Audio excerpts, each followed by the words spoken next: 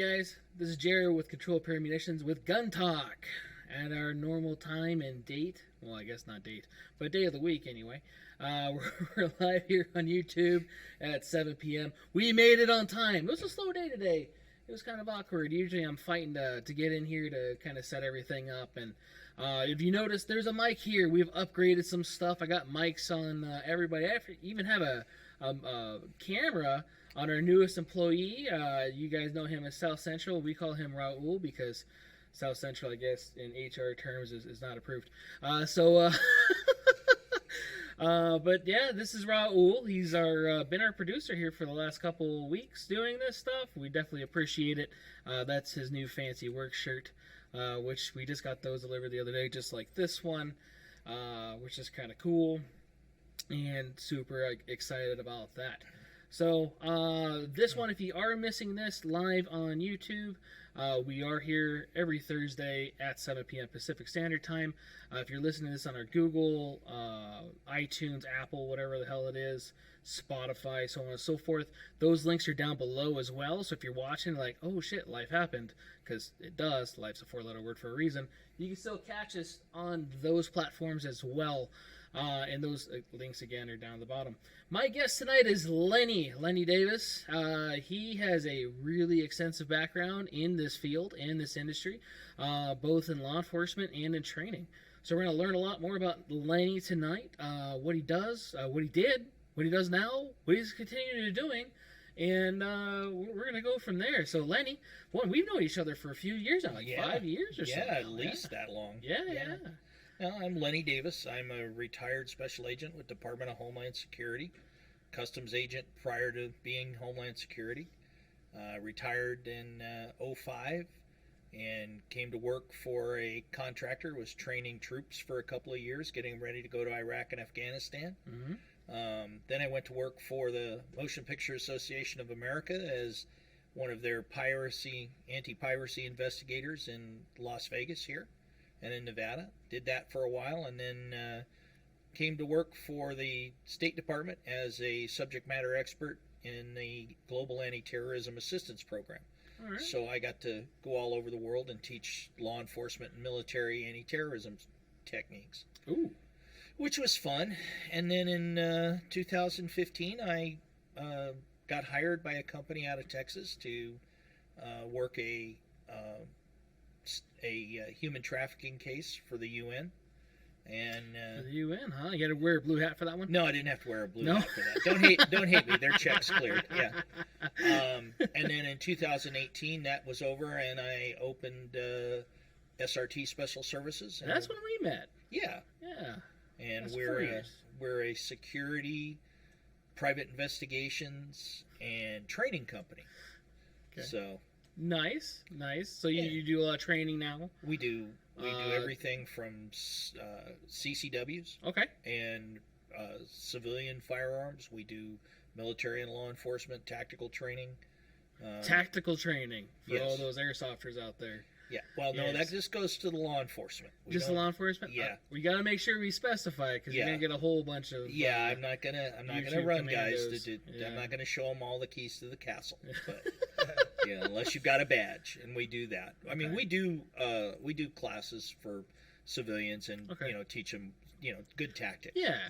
And that's always good to have too as a civilian, but not going out and doing full John Wick shit. Well, and I mean, you just don't go out and. I don't like to go out. I see guys that do it all the time, because, hey, I'm in Hollywood now. I'm going to show the tactics of, what we did. And I'm like, no, that's not what you do. Yeah. I don't like to do that. No. There needs to be a little mystique when there's a knock on the door that says police with a search warrant, Right. So it's hard for you to watch movies too, and Would you shut up? It's a movie. I get that all the time. But it's still horrible. You should try harder. Well, and you should try harder, and of course, a lot of it is budget driven. I've done some technical advisor work for some movies and stuff. Oh, nice. But it all depends on the budget. Can you say which ones or? Not really. No, okay. Yeah, I did. I trained a lot of actors for a couple of different films. Okay, cool. Well, like Mr. and Mrs. Smith or anything. No, I wasn't that cool. I'm sure you look good in a skirt anyway. Yeah. So this is how you're gonna hide the stiletto. Yeah. Yeah. You're a dirty man. I am. The thought of Angelina, you know. Oh, yeah. Yeah, I can't help myself. Right. You got it all 3 cameras? Yes, Oh, dude, I even check it out. That's awesome. So I have it all here. I worked on this for the last several days. Holy shit, trying to get that all working. So I'm glad it works. So that's what you're doing now. You're doing SRT training, and now you're the sole proprietary of that, which is cool but sucks at the same time. Yeah. And then, so CCW training, civilian training, law enforcement training.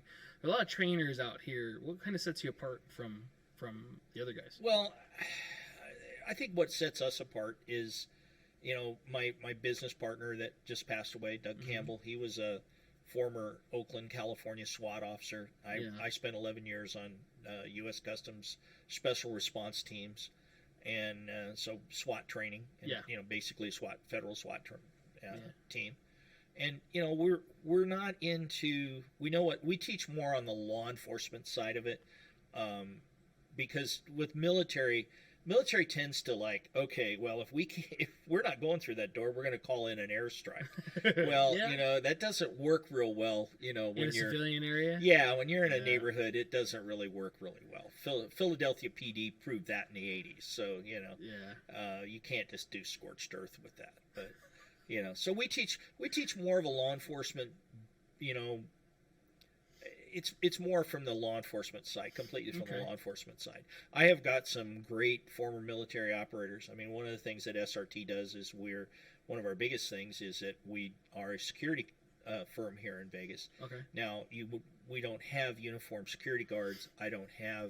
You'll never see one of my guys running around on a Segway unless they're holding a target. Because you don't have your Paul Blarts running around? Yeah, we do not do Paul Blarts. You'll never see one of my guys in a golf cart with a little yellow light going around Walmart. Yeah, that's not Santa the girl what from we the Weenie do. Hut or whatever it was. Yeah, I mean we do executive protection, estate protection, high value transport. Okay. So that's kind of what we do, and we're a licensed private investigations firm. So we do all of that too. Nice. Yeah. Nice. So high-end stuff's not like your basic armed guard stuff or anything like that. Then no, it's all executive protection stuff. Cool. And no, not every client is Whitney Houston, and it's not as glamorous as Kevin Costner makes it out. So, it's the song started to play in my head. Yeah, but I had the SWAT song going in my head too. Yeah. So I wanted to ask, do you have that song playing when you're doing the training? No. Samuel L. Jackson. Come on, motherfucker. We've done that. Well, every time I watch that movie, that was that part of that where they were all on the ranges and they were doing the running up the hill and everything. The cool guy tucks and rolls. Yeah. Well, running up that hill, that's at the LA County Wayside Sheriff's Range. Okay. Is where that facility is, and that little house where they were throwing the flashbangs. Yeah, little house. Yeah. I can't tell you how many times I've thrown flashbangs in that place. Really? Yeah. We trained there quite a bit, and I run up that hill several times, and when you get to the top of the hill, you definitely or winded. Yeah. Well, you know exactly what you had for breakfast because it's coming out. It's coming out. Hopefully, it tasted good. Yeah, exactly. So it was kind of every time I see that movie, I kind of get a little like I remember that. A little nostalgic about it. That's awesome.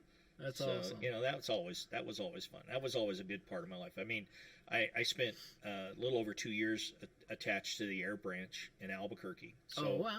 I ran a SRT team off a UH-60 Blackhawk, which is basically the most fun you can have with your clothes on. I mean, just absolutely, you're running around a $6 million helicopter, terrassing around the Southwest chasing bad guys. Hell yeah. That's awesome. Carrying a Steyr AUG, you can't all be bad, Isn't that a bad guy gun? No, that's not a bad guy gun. A bad guy gun. Yeah, the Steyr is that this is a bad guy gun, man. It's not AK, Steyr, sometimes MP5. AK is a bad guy gun. Yeah. The Steyr is not a bad guy gun. No. So, we were the first large agency to ever buy them in 1989. So I was one of the first 30 guys, firearms instructors, to test one for 2 years before we bought them. So And it worked? oh yeah, they work. I've heard a lot of mixed things. Oh, then if you've heard anything mixed about the Steyr AG, it's 'cause somebody didn't get educated. Could have been. The one time I thought I was going to be able to shoot one, because we've talked about going out and shooting. It was with a buddy of mine, and he moved out to Texas. I think I told you the story. He didn't have his piston locked in, so he shot his gas piston across the desert, and we spent about an hour looking for this damn thing. So yeah, we didn't get to shoot it. Yeah, it was in the next county. Yeah. Yeah. Well, and that's the one thing that that's where I say you have to have some education with the gun, because we Right. had a lot of guys when we transitioned to the gun in '89. There was a lot of guys that went, "Oh, this damn thing doesn't work. It jams and everything." And you'd look at the gas plug, and they'd have it on the grenade setting. Well, the grenade setting on the gas plug blocks all the gas from going back out. It pushes everything out the barrel. Oh. So it's a single shot to shoot a rifle grenade. Oh, so attaching actually inside. Yeah, Okay, all yeah. right. You attach the rifle grenade on the end of the barrel, and then you set the gas plug for grenade, and it shoots all the gas out the barrel. It doesn't come back through the action. So these guys would, it won't shoot. You go, and you'd fix it, and they'd go, oh, okay. That's awesome. They didn't even have the grenade launcher attachment on Call of Duty. Some bullshit on the AUG. Well, there is no grenade. These were I know, rifle that's grenades what that I'm just saying. go on over the end of the barrel. They could at least gave it to you to put it in there. Well, You I know? don't Warfare, yeah. Huh? On Modern Warfare, yeah. Did it have it? Yeah. On the AUG? Oh, The Steyr AUG. Do you know what that gun is? I'm not that young. Yeah, you are. Well, it's really funny in the last 5 years. You know how the bullpup has truly It's taken off. has become this, and Steyr's been around. They were developed Yeah. in the early '70s and were put in the field in '77. So. Right. It was in Die Hard, if I remember right. Yeah, it was. Yeah, It was in a lot of those. I've movies. actually a friend of mine used to own that gun, and that gun that particular one. Alexander, I can't remember what his last name is, but the Russian guy. I actually got to shoot that gun one time. Okay. Yeah, so Just once. yeah, just once. Just got once? to shoot one 30-round magazine through it. Ooh. And I got to shoot a 30-round mag through the AR-18 that Schwarzenegger used in the original Terminator movie Okay. when he walked into the police station. And that was an AR-18. That was a very cool gun. Okay. So, you shot one 30-round mag. That is pretty cool. Was it actually full auto for the Oh, yeah. movie? It Yeah, was? it's select fire. Okay. Yeah, it's all the select fire is all in the trigger group. You just adjust the trigger group. Okay. I think it was meant for the video, so you know, not the audio. Did it Oh, yeah. switch over? You can still hear me. No, I meant the video. Yeah, the video is just YouTube, Oh, is it? Oh, okay. but you can still hear me. All right, because it didn't switch over here. You didn't hit the transition. I don't think. It lags. Unless it's really laggy. Oh shit, it's there. This is what I get for not trusting in you. So, for those listening in on the actual podcast, they'll be like, "What the hell's going on right now?" Everybody else's life is also probably doing that too. So this way, it's I guess just to do it. I don't know. Maybe you're just making funny faces. I don't know. It wasn't my choice. We'll figure it out. Right. She's So- the boss. She's the boss. She is. She always is. So, gotta shoot that. That's pretty cool. Bullpups have made a comeback. Why don't you have a Keltec RFB? I do have a Keltec RFB. I thought you didn't have a Keltec RFB. No, I do have a Keltec RFB. Oh, you had the 18 or the 24 inch? Oh no, an RFB. No, I don't RFB. have an RFB. You had the RFD. I have the RDB. RDB. Yes. RDB. Yes. You got me all DB'd and R'd up there. Yeah, Yeah. Keltec. Yeah, I shot an RFB, Uh huh. and the only thing I don't like about it is it seems to be really ammo finicky. You have to adjust for whatever ammo you're shooting. It seems to be you have to kind of adjust the gas port. I got really lucky then. Yeah, you must have, because the two that I've shot, two different Yeah. guns, I had to, if you went from like, say, 147 grain mil spec from, say, Lake City, and then you go to something, like PPU, you had to adjust because they were different. Although they were supposed to be mil spec, they were different specs, and I had to adjust the gas. Okay. And I like the concept of the RFB. When it first came out, I was like, oh man, I got to have one. And Dude, mine runs great. So we'll have to go out and shoot it. yeah. And then I got the suppressor and everything on it too, so Shh. be fun. Talk silently. like a suppressor's gonna be quiet in a 308. You know, it's not bad. It's Yeah, not but bad it's on not that. like Hollywood. No. Yeah, Hollywood lies a lot. A little Oh bit. yeah, A little bit. yeah. So that's my good English there. So yeah, if you've ever seen a movie and it goes so, that's kind of like what it sounds like when it's going over your head a while away. Yeah. Not you don't even get the crack or anything. You just get the Hollywood gets that whistle noise. Yeah. So I think that's what it is they put the mics out there in the middle of nowhere. Well, and they just use whatever they think is a good sound effect for that. I mean, several years ago, I got hired by a group here in town.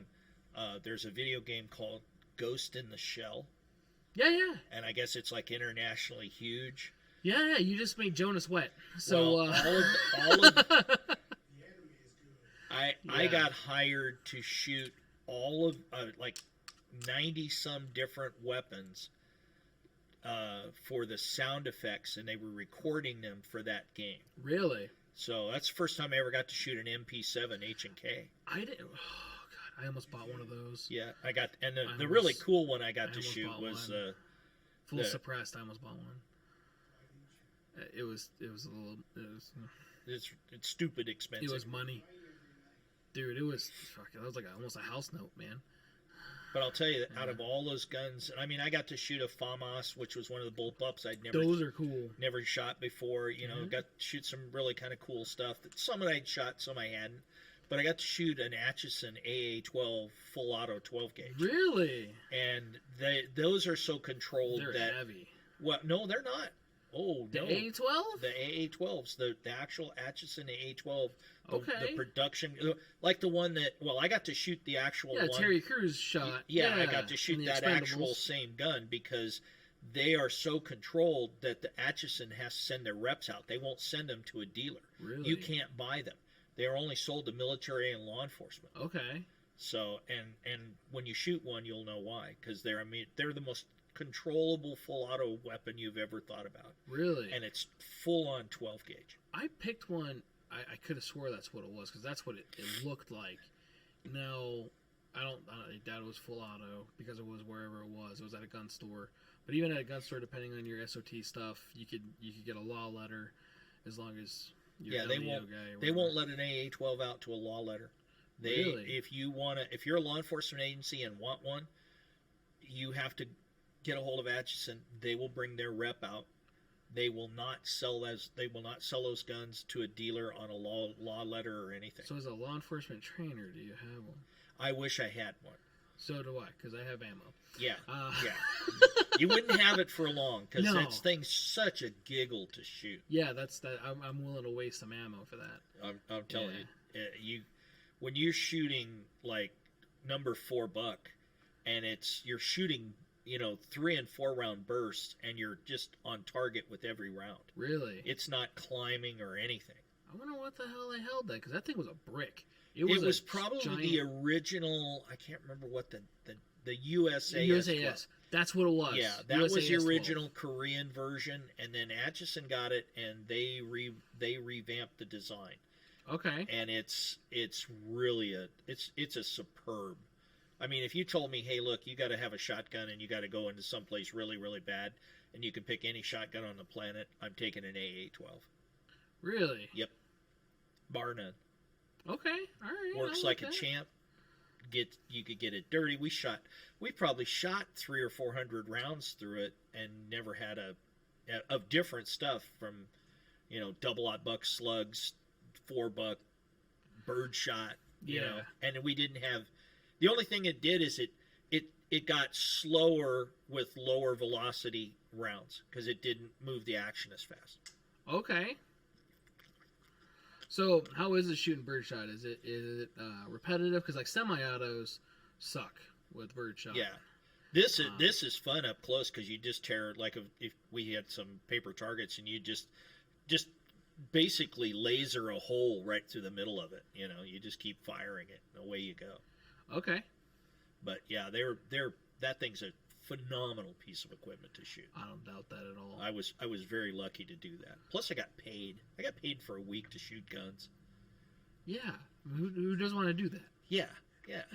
I love that. That's we awesome. got to shoot a Gal 5 or a Gal 8A, excuse me, the old GE miniguns. Yeah, it was fun. Nice. Yeah. It's over with. 200 rounds. It's gone. Yeah, and that's the other thing, too, a lot of people don't understand with full autos, because we get asked that all the time. I need full autos. Is this, is this that, or whatever. Well, I don't want a full auto. Full autos, they're cool. They break, though. They maintenance, ammo. Nobody really realizes that. It goes, what? And you're done. Yeah. And nobody teaches people how to shoot it. They see Rambo shooting, or Schwarzenegger, going away, and they don't realize if you're going to use a full auto weapon, you're shooting 2 and 3 round bursts. Right.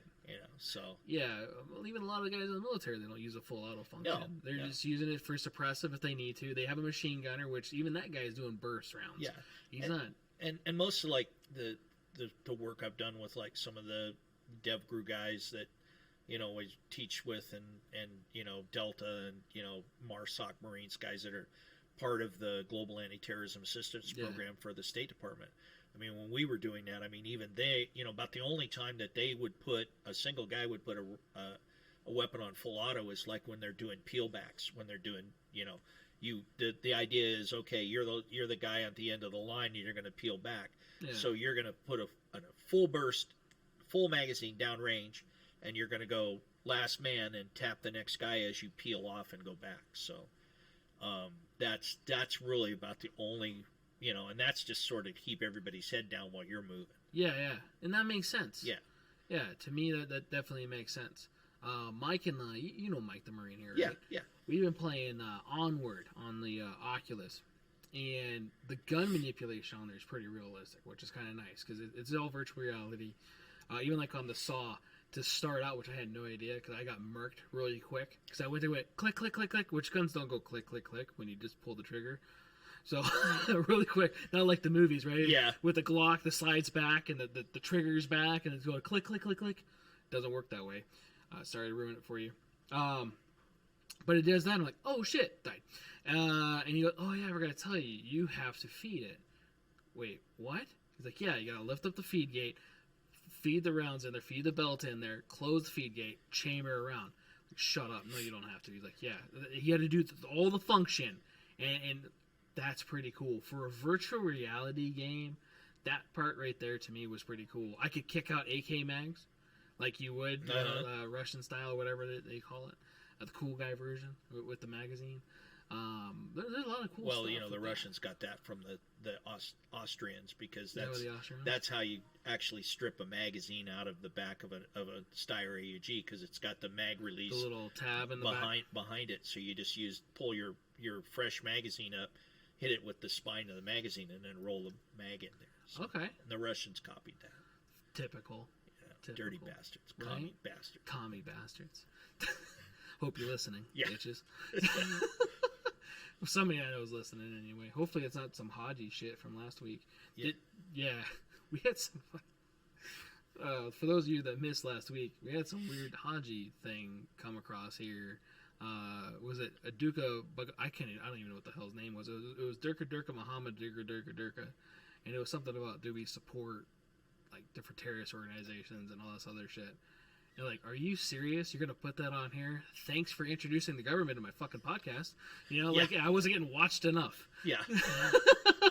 Just added another government agency. You know what's really funny is that it kind of burns me, if you don't mind me going off on a little tangent for a second. Please. I mean, it kind of burns me. I've got I know a lot of people. I got good friends, and some of them get very upset at, anytime there's a terrorist attack or something, it's all those crazy Muslims. And I'm going, wait a minute.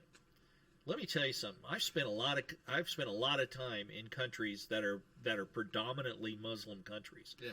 And they hate terrorists as much as anybody else. There's this very small infinitesimal slice of of that entire religion that are terrorists. Yeah. You know, and that just bothers me sometimes because everybody gets the big paintbrush out and goes, "Oh, they're all that way," and I'm going, "Dude, you've never." I've worked with some of these kids. I've lost some of these kids. It really hurts. You know, you train these guys, and then they go and they're doing this thing for real every day. And you know they're fighting for what they believe in their own country. Yeah, and they're trying to keep their country safe and enforce the law. And you know, these guys are like, you know, I've lost some kids that I've trained in 3 or 4 different countries, and you know, it's not that my training's bad. It's just shit happens. And well, yeah, I didn't want to say you're like James Yeager or something. Yeah, no. Wow. Ouch. Name drop. Yeah. So, Yeah. Ouch. So, but yeah, and that's a good thing to know. So the guy did name out actual terrorist organizations, or known terrorist organizations, not just the country in general. Because, like you said, it's not so much the country or the religion; it's a group or individuals. Well, it's a splinter group of a religion, right? And you know, it's not, and it just drives me nuts when they do that. Every country's like that too. So, like in the United States, we have a hodgepodge of different gangs, different bad areas, different cities that suck. Chicago, you know, but yeah, we have Oakland. that here. Oakland. Yeah, we're not a gross desert, mayor. So, yeah, we have certain areas that are definitely worse than others. Well, we're people forget we are 2-legged, walking erect, omnivoric, predatory mammals. That's what we are. Yeah. And some of them are rogue, and they will eat their own. Yeah. And that's what we have criminals. We call them criminals now. Is that what they're called? Yeah. Well, back in your day, you didn't have the catch and release program. Though, no, you didn't have catch and release. Yeah. You caught them. You actually had a barbed hook. It wasn't like, oh, sorry, little buddy. Yeah. Well, I only had to work for ICE for 2 years, Immigration and Customs Enforcement, because I'm what they call a legacy customs agent. So I was a U.S. Customs agent, and then in 2003, when we became under Homeland Security and we became ICE, I became an ICE agent then. And I never went out and chased. I didn't go out and chase illegal aliens then. I mean, I was running an undercover money laundering unit here. Okay. So I didn't have to do that. But I mean, I know a lot of guys on the border. I worked a lot with the Border Patrol, you know, worked with our customs guys on the borders, you know, and it's a tough job. Okay. It is a tough job. And shit, like the stuff recently with the horse whipping. You know, it's not, you're not whipping or choking people or like making a noose for people. I don't know if that was your uncle or not, but at the same time, but it's for the horse. They're working horses. Yeah, and it's to maneuver horses in a very tight and unstable terrain, to where they're going up and down, very aggravated. We're probably gonna get kicked off YouTube for all this shit, but at the same time, it's worth it for people to know. A lot of people don't know that these horses are designed to do that, and the picture that they got was just a lucky fucking shot. I'm sorry. Well, it's like so much I see now when you see a video. Oh, this policeman is beating this guy up. Right. That's a short snippet of what you don't know what happened before. You don't know what happened afterwards. It's this short little snippet. Now, if it was legitimate bad, then that's bad. Well, yeah. But those guys are using those reins not to whip anybody. No, they control the horse with it. Yeah. Right. And it was made because of the angle of the picture, and then some idiot who's a photojournalist or a producer at MSNB Communist Broadcasting Corporation went, oh, look at this, they're whipping those poor illegal aliens. Yeah. And they're not. No. You know, and it just got blown. And of course, you know, and it never helps when you have somebody like our current resident of the White House that, immediately goes, oh, this is terrible, and I'm going to order an investigation into it. And it took them about 4 months, and then they all went, oh, by the way, they really weren't whipping anybody. That's just the way they run the horse. But you don't see the media didn't grab the big thing about, oh, hey, those border patrolmen that you thought were whipping those people, they were actually working the horse. Yeah. And nobody got whipped. And it was blown out of court because, heaven forbid that we make the current. No, yeah, can't be good. Can't be good for that, right? That would be horrible. I promised I would keep politics out of my statements tonight. So you're okay. We're doing good so far. Yeah. I'm sure it could be far worse. Anyway. Yeah. Oh, yeah. It could be, but yeah. I won't let it. There's no tequila here, so we're good. There's no tequila. We thought about adding that to the store or the show, just because. Well, you have the ATF, so might as well add that to it. Yeah. We're just missing the tea part. Yeah. Well, yeah. And who's bringing the chips? New guy. Hell yeah. Yeah. Come on, South Central. What the hell? I'm still new. God, South Central. It should be East LA. East LA? Yeah. You know why we gave him that nickname, right? So Christian was showing him how to enter a room, and we're using the guest bathroom.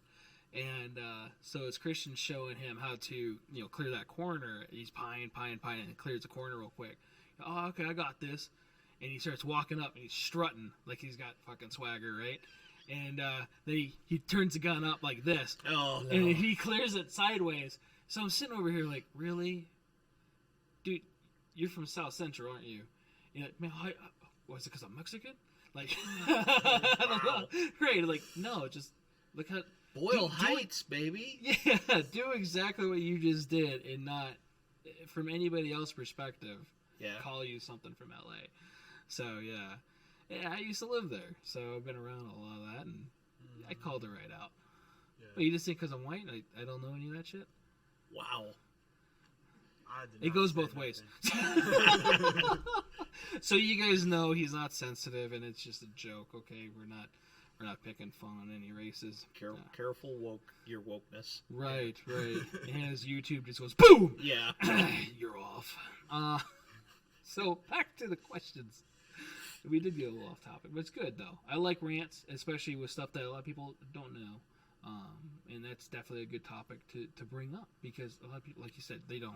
Well, and a lot of it is like, especially with the Muslim religion, and it's like I'm a very spiritual person. I don't subscribe to any religion because I don't think there's any organized religion that's ever not got their hands bloody, at some point or another. Right. And every religion has fought for their So I get it, but I work with these guys, and these guys they're trying to keep their country safe. Yeah.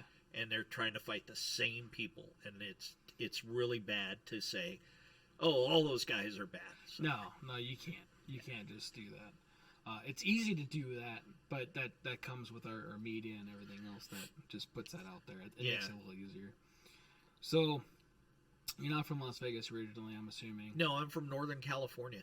California. Yeah, up in Sierra Nevada mountains in a little county called Calaveras, and it's about 130 miles east of the San Francisco Bay Area. It's in the Sierra foothills.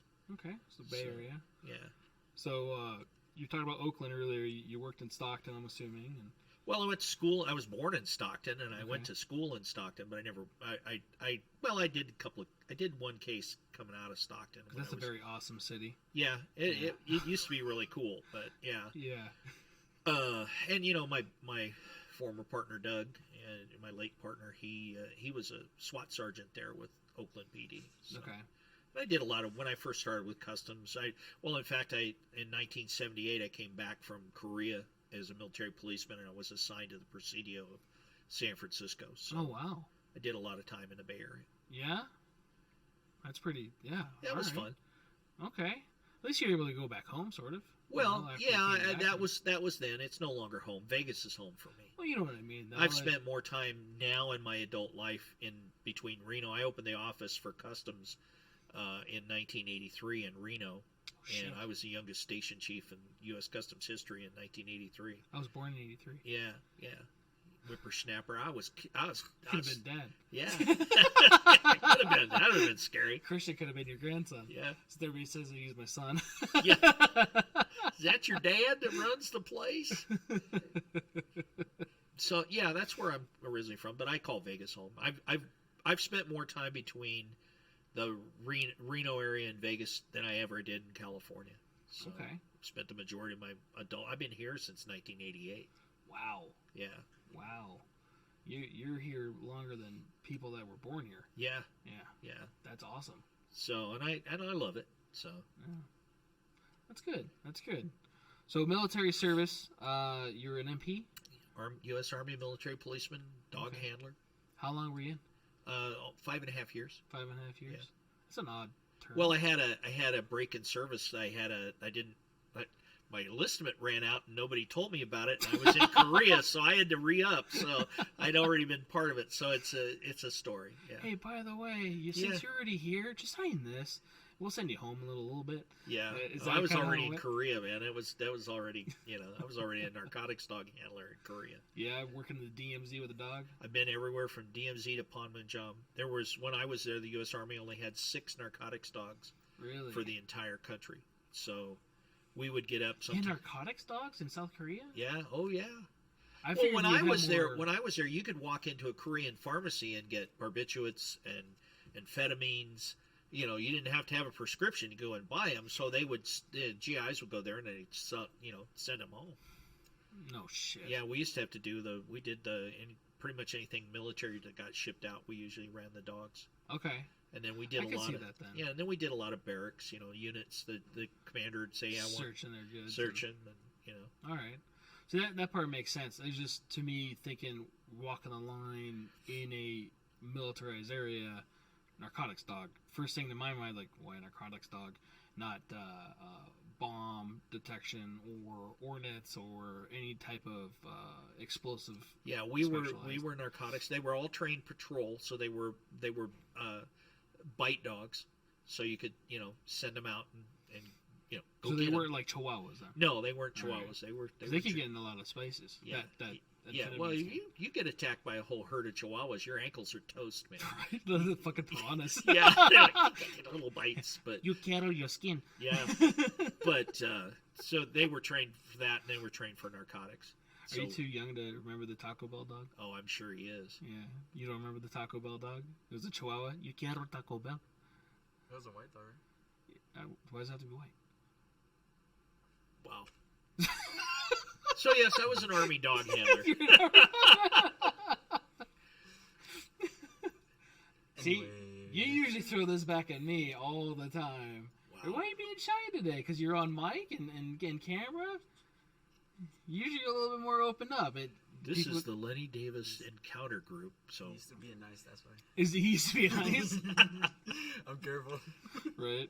I ever tell you about my buddy who's currently an agent, and he came over, borrowed some stuff, or I got some stuff from him. I don't remember what it was.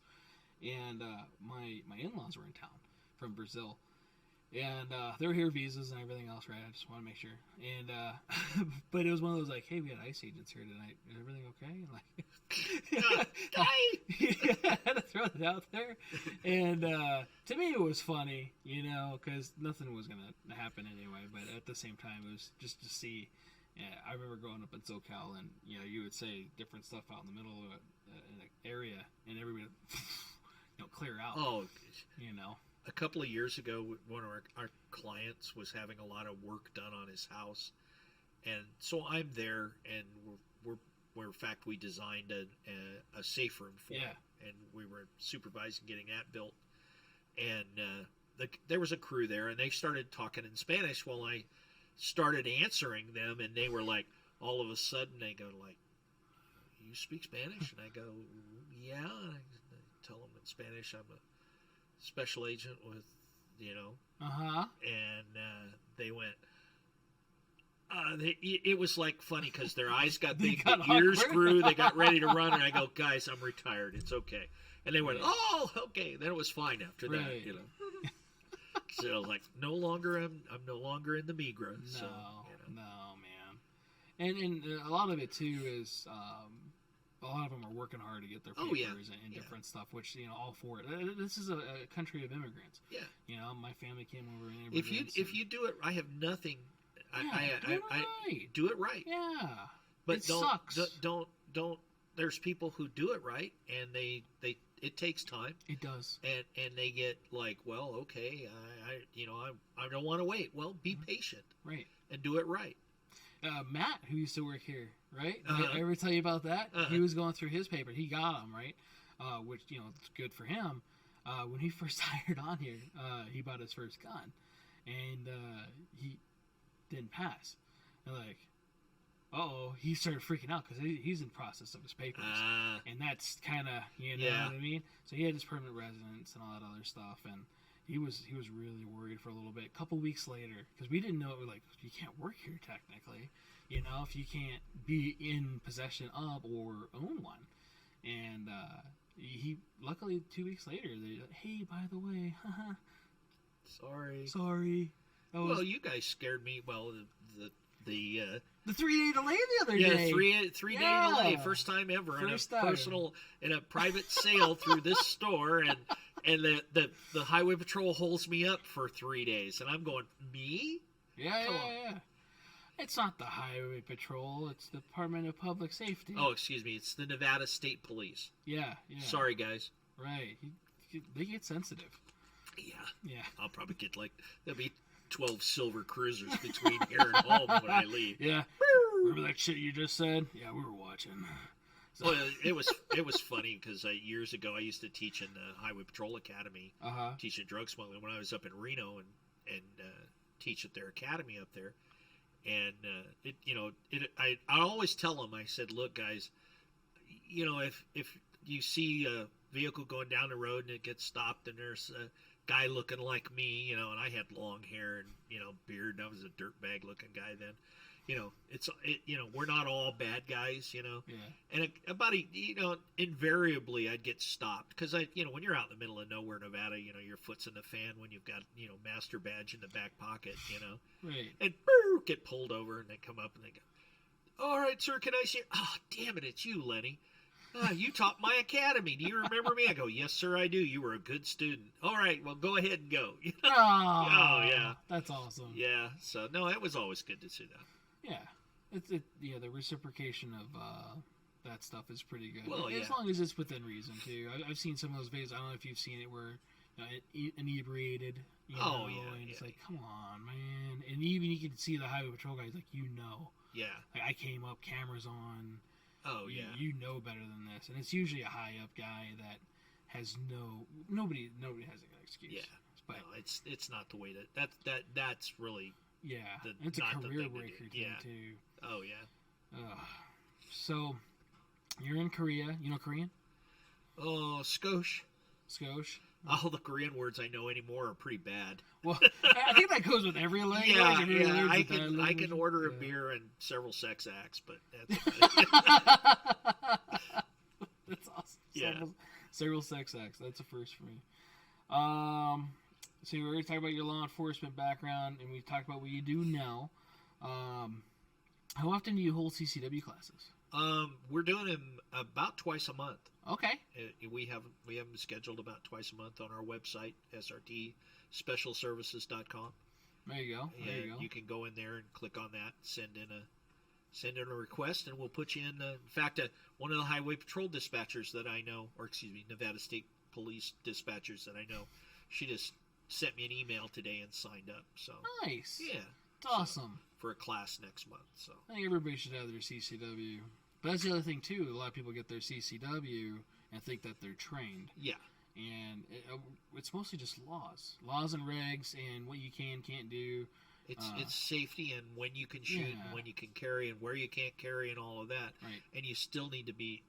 I got out of the CCW training biz for a while, about 5 years. Okay. Because I got shot twice in the street, and I got more guns pointed at me in like 2.5 years of teaching CCW than I did in almost 30 years in law enforcement. Yeah. And I was like, I just don't want to get shot on a range by somebody who, and we tell people, look, you got the gun, learn how to use it. You know, you go get your CCW, practice. It's a perishable skill. And I was seeing guys coming back, people coming back that when was the last time you shot? 5 years ago when I got my permit the first time, and they're you know, getting ready to do the re-up. And that's not what you want to do with a gun. No. A lot of people will buy a gun now and keep it in the box until they say they're going to take their CCW class. Like, okay, so when is that? You know that they're not going to teach you how that thing works, right? And what do you mean? My buddy said that, or I saw this on the interweb. You know, well, guess what? Not everything on the internet's correct. Yeah. You know, sorry to break it to you, but yeah, you should go out and try it, because when you go shoot it on the range for the first time, it may or may not suck, and or you might hurt yourself or somebody else. And touching back on something you just said, which I like, and a lot of people still don't understand, because you're our first law enforcement guy on here. You talked about not getting pointed at. Yeah. In law enforcement. And you probably did once or twice, but I did a couple more times than that. Yeah. But yeah. So, but a lot of the times too, people will depict law enforcement agents or look at law enforcement and or federal guys and think that it's like end of watch or training day or something like that, where you're in fucking gunfights for 12 plus hours in a shift, and you know. I've been in 2 gunfights. They were over in the blink of an eye. I luckily came out on the winning side of both of those. You're here. Yeah, I'm here. Right. You know, I just had a birthday I wouldn't have got to do several decades ago. I won't tell you how old I am, but I'll let you guys do math. I'm 30 with 37 years experience, but got it. you know, it's those things. And you broke him. He's got his calculator out. Wait a minute. Carry the 2 divided by pi. Yeah. You know, when he breaks his shoes out, you know, that's, you know, take the shoes off. I got to use the count toes. all the toes too. But you know, he has 12 toes. We're fucking talking. Yeah, I see that. It's like one of my favorite movies, cop movies of all time, Dirty Harry. Yeah. You know, if Clint Eastwood was a real San Francisco inspector and would have shot all the people that he shot in that whole movie, he'd still be doing paperwork. And that was a 1971 movie. So, yeah, you'd still be doing it. He'd be off the street in a heartbeat. I mean, one of the guys I knew in LAPD SWAT, 6 shootings in his career. Really? 6. Really? Daryl Gates, he was on SWAT. Chief Gates said, "Hey, we're going to bring you to the academy for a while and tone you down." Not that he was doing anything wrong. They were all righteous shootings. I mean, they were kill or be killed. And he's up at the academy for about 6 months, and he's going home from the academy because he's working, you know, Monday through Friday, you know, teaching firearms, and he's kind of liking that, but he hates it because he likes it and he doesn't because he's a SWAT dog. Yeah.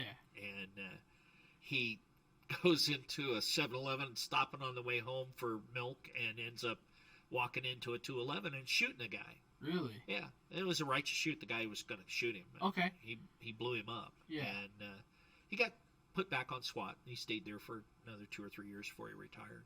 But oh wow. I mean, you know, those guys are. I have nothing. I've worked. One of the good things I got in my career, I got to work with a lot of really high speed, low drag guys. I mean, I worked a lot with LAPD, LASO's Special Enforcement Bureau, their SCB team, which is their SWAT team. All right. I've got to work with Department of Energy. When I was in Albuquerque, their Central Training Academy. Okay. And those guys down, and a lot of the guys from LAPD and LASO, SEALs, Delta, they were training those guys because they were guarding our nuclear weapons.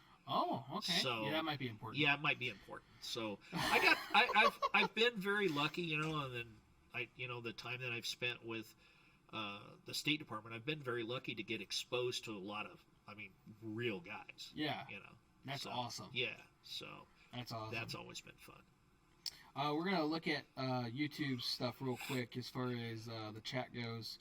Break away from the questions. So again, if you're listening to one of our normal podcast stuff or are tuning into YouTube, you can hit the live chat on our YouTube at 7. And yeah, he needs to blow his nose. Sorry, man. The allergies are killing me. You're good. It's a bad time of year. Allergies Everybody's getting allergies right now. Definitely don't blame you on that one. So, Steve in English, he brings up MDR is his favorite bullpup. When we were talking about bullpups, he brought that up earlier. This is not a comment on the MDR. That sounded like a comment on the MDR. I have to admit, the MDR is a bullpup rifle that I have had in my hands, but I have not shot. Okay. It's Desert Tech, isn't it? Yeah, Desert Tech. They came in here. They wanted us to become a dealer for really cool stuff. The newer stuff that they had, I was really impressed with. It wasn't like the old stuff. If anybody from Desert Tech is listening, I would absolutely love to do a T&E. Right. I've written some They offer T&E demos. Yeah, I used to write some articles for SWAT magazine T&E stuff. If I couldn't break it, nobody could. So there you go. But I'm a big fan of the bullpup, and I've been a big bullpup fanboy long before Tavor came along. Oh. And I have two Tavor. I have actually three because I've got an X95. I've got a Tavor SAR. 7. Yeah. No, I don't have a SAR. You don't have a SAR. And then I have the Tavor 12, the TS12. Yeah. The shotgun, Okay. which if I can't have an AA12, I really like the that Tavor gun. 7, the 7.62 one. Yes. Okay. Yes, I got two of those. So it's still X95-ish platform. But it's kind of a. It seems to me it's almost kind of a little bit of the SAR and a little bit of the X95. I got that one off you. I ended up sold it so I could get an MCX. I kind of don't, I kind of miss it, but at the same time, I like that MCX. So, Tavors are definitely badass.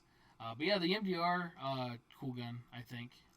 If Desert Tech, I think came down in price too, because they were stupid expensive for a while. Yeah, they were pretty expensive. Yeah, and they're a neat system. I'll give them that. Excuse me. Especially for what they are. And I know that they just changed the barrel change-out system, the quick change. You just gotta slightly loosen a bolt or two, and then you just pull it apart, put a new dealio bob in, a new barrel. You don't have to change your bolt or anything. Yeah. Like, wait, I can go from 308 to 6.5 Creed, or to this or this or this. Yeah, 338 Lapua variants of them as well, and he brought in a few toys. It was pretty cool. Well, and the other one I want to get my hands on, if my Springfield Armory dealer ever gets one, is the Hellion. Yeah, I know, man. I know. That is a rifle I want to really give a shakedown They had a to. recall on it already, I think. Did they really? I think they did. That's probably why we don't have one. Oh, that's a bummer. Yeah. Well, it happens with everything. Yeah, mostly Glocks. Everybody was like, "Oh, Glock," and then they got recalled right away, early. Yeah. Well, it took 17 gens or 17 versions for it to create one. Well, yeah. Right. A lot of people don't know that Yeah. Glock 17 is that it wasn't just because it had 17 rounds or something magical. It took 17 versions of the gun for it to make it a market. But I really want to. I'd like to test one of those. I'd like to have one of those. Test one of those. I'm a big Steyr guy, but that's because I carried one daily for 18 years. Yeah. I like the X95.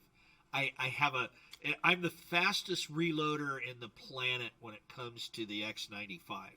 I can reload a magazine faster than anybody because I have this tendency, because I'll drop the magazine with the actual mag release, and then I put the new mag in, and then I'm like, all of a sudden I hit the your thumb hits it. I hit the bolt release, and man, I'm fast with that, but not because I try. It's just the way it is. Practice. Yeah, well, a lot of it comes down to practice. Well, yeah, I mean, and it's like K&M Manufacturing out of Phoenix.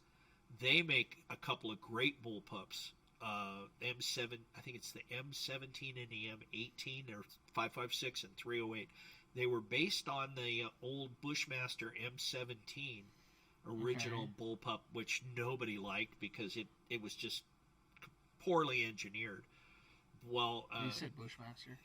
Yeah, Ken. yeah, I did. Oh, so but I mean, Ken that runs K&M, he started his company by taking those old guns and really making them and modifying it and making them great. I've got one, and it's a super bullpup, and it uses AR mags and the whole bit. It's a shameless rip of the Bushmaster shamelessly ripped the AR-180 or the AR-18. Yeah. So it's like you open it up and it's like, this is like my AR-18, But I really like it. And then they've got the 5.56 and 7.62, and I think he's doing it 300 blackout. I haven't looked in a while, but those are really good rifles too. Okay. I for a bullpup. Good to know. Good to know.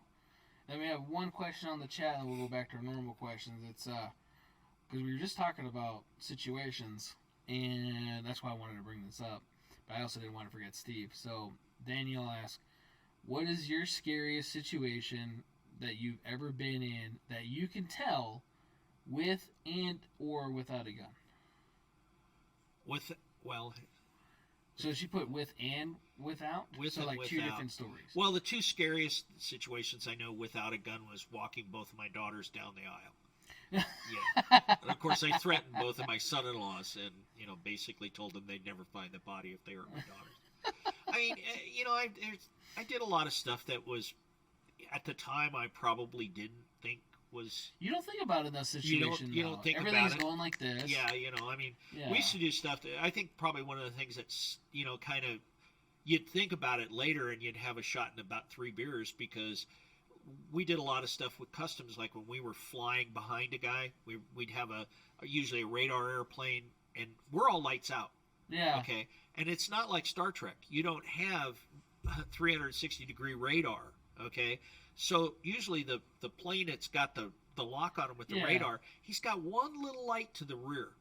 So now you've got these pilots, and there may be 4, 5, 6 airplanes flying really close proximity, and we're all lights out. Really? And I mean, we're sitting in the back of a Black Hawk, and you're just gonna go where the hawk goes, and if it lands, or if it falls out of the sky, you're going with it. And it's got the Black Hawk with no motors got the glide ratio of a safe. So never seen the movie. So, yeah. Oh, but I mean, that was kind of close to reenactment. Yeah. They just. But you're flying along, and you're realizing, and you're on the headsets, and you're kind of going, okay, we're going to go out and get these guys when they land, and you're all of a sudden thinking, man, there's like 5 other airplanes out here. If we have a fender bender, when you have a fender bender with an aircraft, it's a bad day. Or you just can't pull over?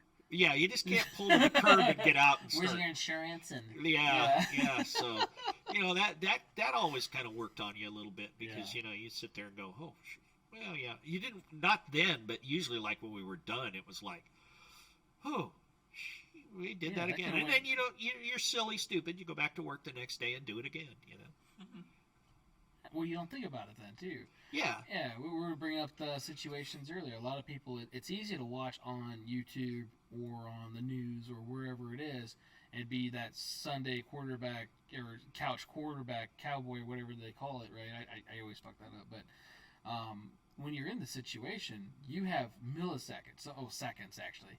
But the average gunfight's 3 seconds. Oh, yeah. You were talking earlier. Your 2 gunfights, they're quick and done. Blink of an eye. Right. And a lot of people don't realize how quick it is to come out, point, present, shoot, take. Yeah. And it's fast. I mean, I can remember I was doing an undercover here in Las Vegas years ago for ATF. Yeah. And there was a guy who was a truly badass. He'd gone to prison for murder, and he was out. He got paroled on a murder charge, and he got a hold of an informant and said, "Hey, we're gonna." And the informant went to him and said, hey, this guy's got guns for sale. And he said, well, okay. And he said, come pick me up and I'll go look at his guns. Well, the informant picks him up. They go into this mobile home on the east side of town, and he's got a .22 rifle, a Ruger 10/22, and he cuts the barrel off in the front, and he cuts just a pistol grip. Yeah. And he's tall. He's like 6'6", 6'7". With a sawed-off 10/22. With a sawed-off 10/22, and he tells the informant, and luckily the informant was wired, and they told us, because we had a bus team in the adjoining room, but he goes, hey, he told the informant, look, we're not going to buy these guns. We're going to get up there. I'm going to take a look at it. I'm going to kill this guy. As soon as he turns his back, I'm going to shoot him in the head. Yeah. And they got the room videoed and audioed and the whole bit. And the bus scene, was one of the guys was supposed to knock on my partner. I said, hey, I'm waiting for him. He's down in the casino. And he knocks on the door. Hey, man, I'm here. And I went to go to the door, and you can see the video. And he starts to reach in and pull this sawed-off 1022 out when, the world comes in from the other side with a shotgun and goes, don't do it. Right. And, you watch that video. I watch that video about once a year and go, oh, okay, But, you just, it's what you do at the time, you know. You don't think about it. Yeah, you're doing a job. You just do it, Yeah. You rely on the guys that are next door Right. in the raid jackets and the body armor and the shotguns, that they're going to be there to, Yeah, you're make it relying on them, happen. they're relying on you. Yeah, It's a team thing. I had a gun. I was, the whole thing was, I'm going to go to the door and I'm going to go into the restroom or into the bathroom and I'm going to lock the door. Going to get in the bathtub. I've got a gun. And if he comes to the door, I'm going to drill him. But Right. I never got to that far. But you just plan and that's what you do. Yeah. And if it works out, hopefully it does. Yeah, and later you go, dude, you watch the video and it was pretty scary. Yeah. It was pretty Sometimes it shows angles that you had no idea. Well, was there. yeah, I mean, you don't Your realize how television, this too. guy literally was. He had this sawed-off rifle about halfway out of his shorts. Yeah. He had long board shorts and he was real tall, so he had this about halfway out. I mean, if those guys hadn't hit the door at that time, he would have killed me. There's no doubt. He'd have murdered me and took every one of those guns if I was a real bad guy. Right. So yeah, you do kind of stuff like that. But it's what you do. You plan for up here and hope everything's down here, and away you go. That's all you can do. That's all you can do. That's all you can do. And if you can't do that, you probably shouldn't get out of bed in the morning. Right. That's cool. You have that video. I'm sure a lot of that stuff's humbling too, because a lot of us gun guys, we think that we're all fucking badasses, and you're like, yeah, I have this many guns, or I have this, or I have that, and without that training or without anything, you're really not as good as you think. And to have an experience like that, I'm sure that's definitely like, so I'm only as good as I am, and Yeah. I'm glad that I was that day. And you're only as good as your backup, Right. And those guys been another second and a half getting through the door, I might have taken a round. Yeah. So Yeah. That's where it gets me on like a lot of like movies and TV shows where you're like, why are they taking so long to get up to the door? Yeah. Or Yeah. Well, whatever it is. yeah. And it's so that that's- dramatic. You bullshit. do that stuff and you look at it and you go, oh man, you just never do that. And Yeah. my girlfriend usually hits me with an elbow, goes, yeah, it's a movie, watch it, shut up. So, back to our questions. As a customer, because you're talking about being a customer, what do you expect while you visit a gun store? So when you go to visit a gun store, whether it's here, whether it's another store, whether it's wherever, you walk into a gun store, what do you expect to see, to happen to you, experience-wise? Well, I mean, I like to go into a gun store that has guns. That helps. That helps. Yeah. And in the last couple of years, that's not always been real easy to do. Yeah, that's been hard. I really would like to go into my Springfield Armory dealer and get a Hellion, but that didn't happen. But that same guy did tell me, hey, I got this Smith & Wesson CSX. Yeah. And I walked out of here with the first one of those. So, Yes, which you I did. still love that pistol, by the way. Yeah. But yeah, I mean, it's to me, it's selection. I hate to see, and this is no dig on you, brother. I hate to see these guys that walk around with plate carriers and the gun store commandos. Okay. So everybody that doesn't know, South Central was walking around with a plate carrier on before you found out he had an actual work shirt and he was approved to work here. But I walked in and goes, is Right. there a problem? Right. We told him that an ICE agent was coming. He was just taking protective Right. measures. Right. But I mean, I've seen some stores where they're and I've seen guys that'll carry 16 magazines and I saw a guy in a gun store in northern Nevada one time had a double shoulder holster had a gun on his hip and had an ankle rig, and he had about 4 other magazines. And I'm like, dude, what are you expecting? It's going to be over that quick if you're going to even get a chance to do it. Well, You know? he had options. Well, he had more options than I told him, I said, please don't fall into a swimming pool because you're going to drown. It's one of those 2 is 1, 1 is none, but 4 is, I think, a little much. Well, yeah. I mean, I believe in having a backup gun when I was working as much as I could. Backup for your backup with his backup. But, I also, if I worked in a gun store, I'd make sure there was a loaded large caliber firearm somewhere that I knew where it was. Right. That wouldn't be around anywhere. Yeah. Well, Bob Irwin had the gun store for years. Mm-hmm. The gun store here in town. He had that for years, and he had a loaded shotgun in the back. Oh, yeah. Where everybody knew where it was. Yep. But yeah, shotgun. I mean, you guys do really well. Your wife is the real brains of this outfit, and the beauty, and but you guys have done a really good job, from starting out very, much smaller than you are now. Oh, yeah. You got a good selection of stuff, and it's not. I hate to see a gun store that looks like the last gun show I went to, with beef jerky and lamps and beads and we were gonna get some of that stuff, lava lamps and some incense. And yeah, shit, the worry stones. We're gonna have a farmer's guy right over there. Yeah, there you go. But I mean, a gun store. I mean, its big thing is knowledgeable. Yeah. I've walked into gun stores and goes, oh yeah, this is the newest, hottest swing, and it's like with equipment. For years, I still have it, what I call the Wazoo box. Okay. That thing looked really Wazoo, like at the SHOT Show. Uh-huh. And then you get it, and then you put it in the field, and it's not worth a crap. It doesn't. It works really well if you're standing still. You're not sitting in a car. It's like the small in the back holsters. Nobody who ever carried a small in the back holster had to sit and do a surveillance for 6 or 8 hours in a car. You mean it's uncomfortable? Yeah. So I mean, it's those kind of things, and I have it, I throw those stuff in the what I call my Wazoo box, and I throw the Wazoo stuff in there, and then usually my friends will come by. What do you got in the Wazoo box? And if they want it, they can take it, or I'll here I'll trade you off for this or whatever. Yeah. But, I mean, having good stuff and good good product lines, which you guys do, and it's always been really a good thing. Okay. It's not. Appreciate that. I still do business with you. Yeah. So. Yeah. I mean, we haven't scared you away yet. Not yet. Yeah, we just hired him though, so we'll see. Yeah. Well, I don't want to have a flashback and chase him around the parking lot. Right. It's a weird PTSD moment. Yeah.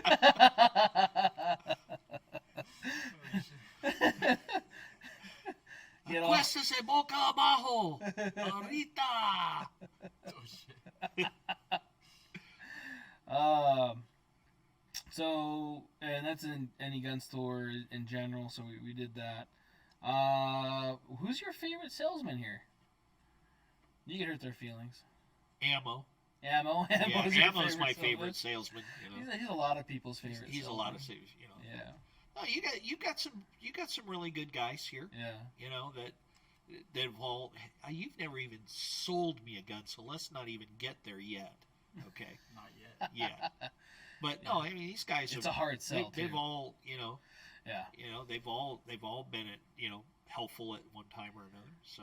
Okay. Well, good. I usually try to see you so I put the arm on you. Yeah, it happens.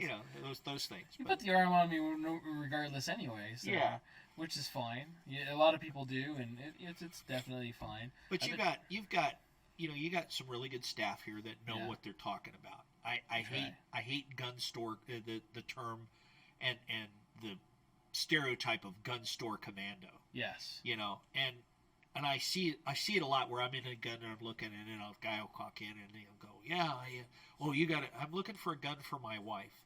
Oh, well, this is what you need to have. She needs to have this new high-speed, low-drag, 18-shot, here's a SIG M17. Great gun. Not necessarily a woman's gun. And not necessarily a new woman's gun. And it's the same thing with a 2-inch revolver. Oh, get her a 2-inch revolver. She'll love it.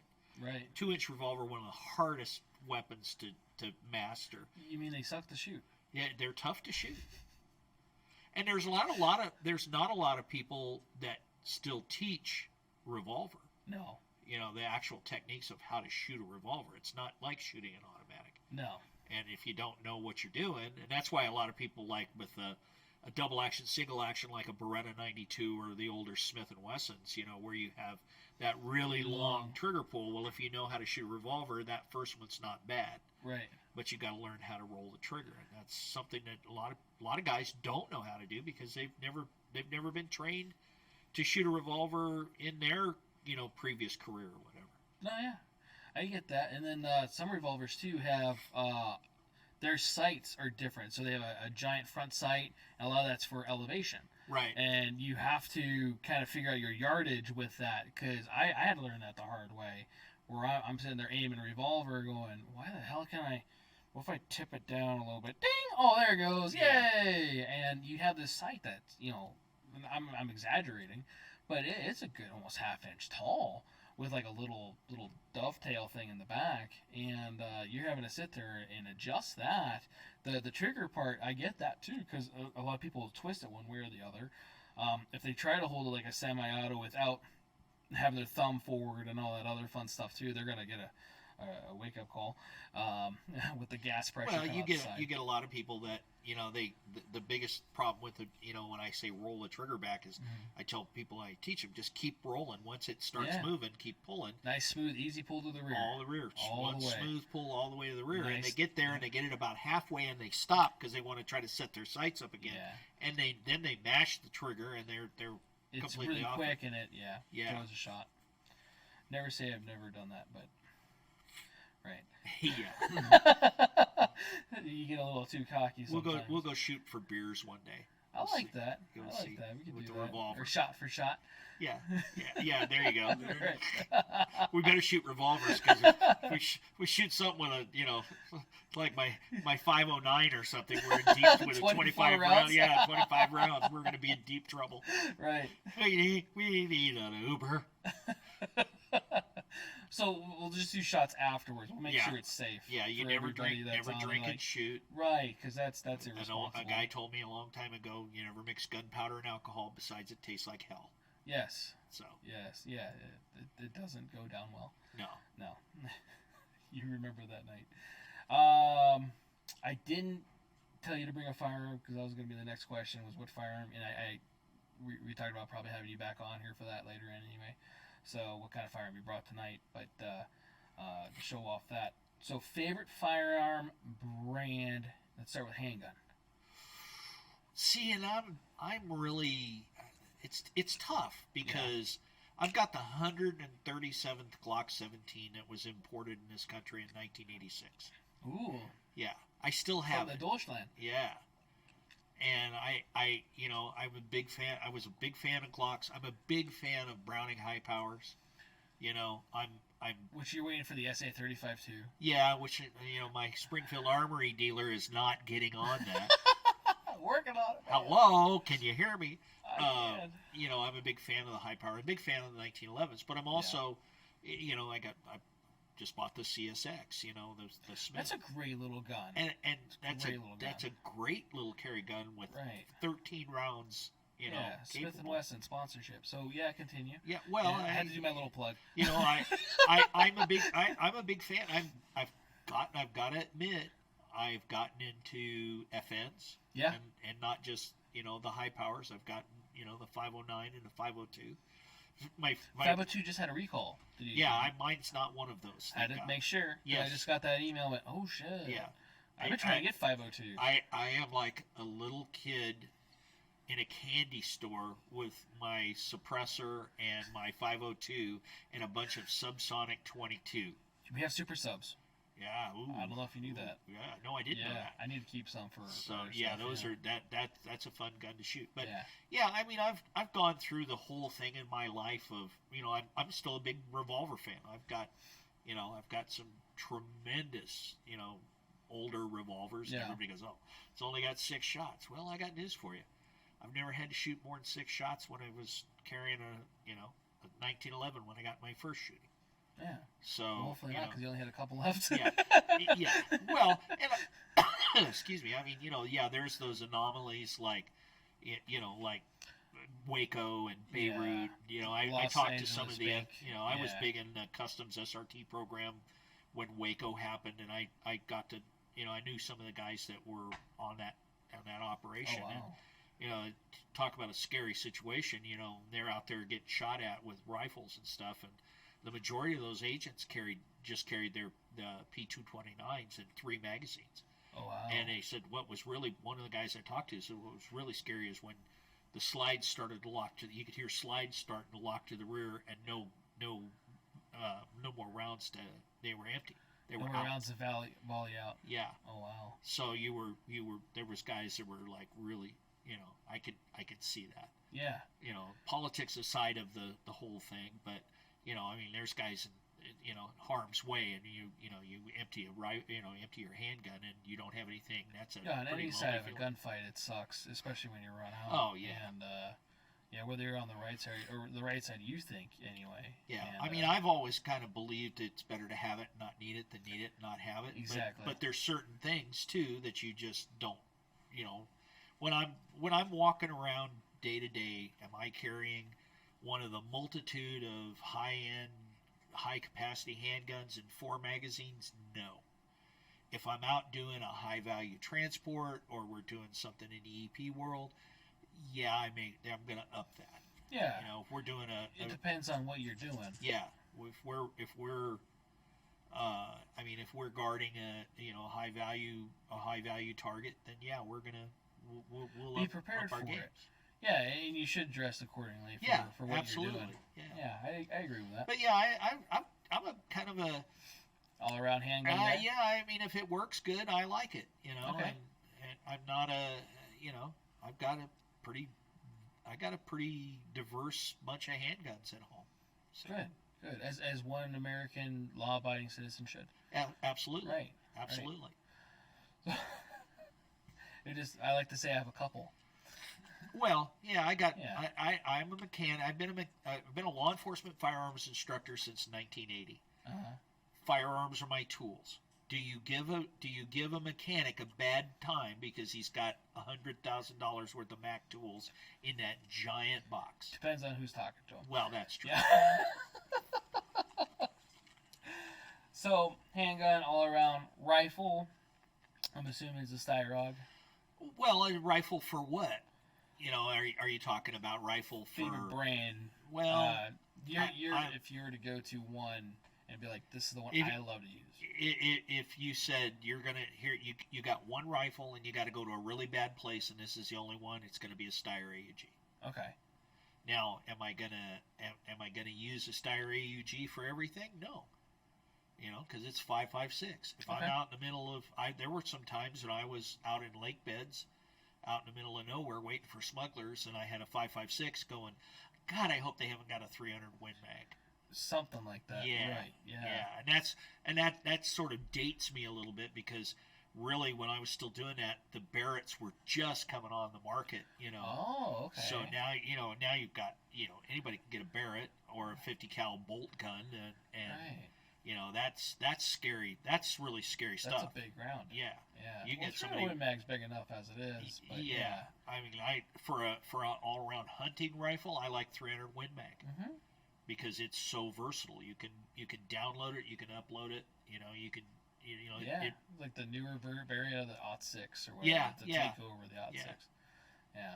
Great cartridge. So, okay, Styrog, any situation. That's good to know. Especially, you never know. So, and I see that, but I've got a ton of different ARs. Right.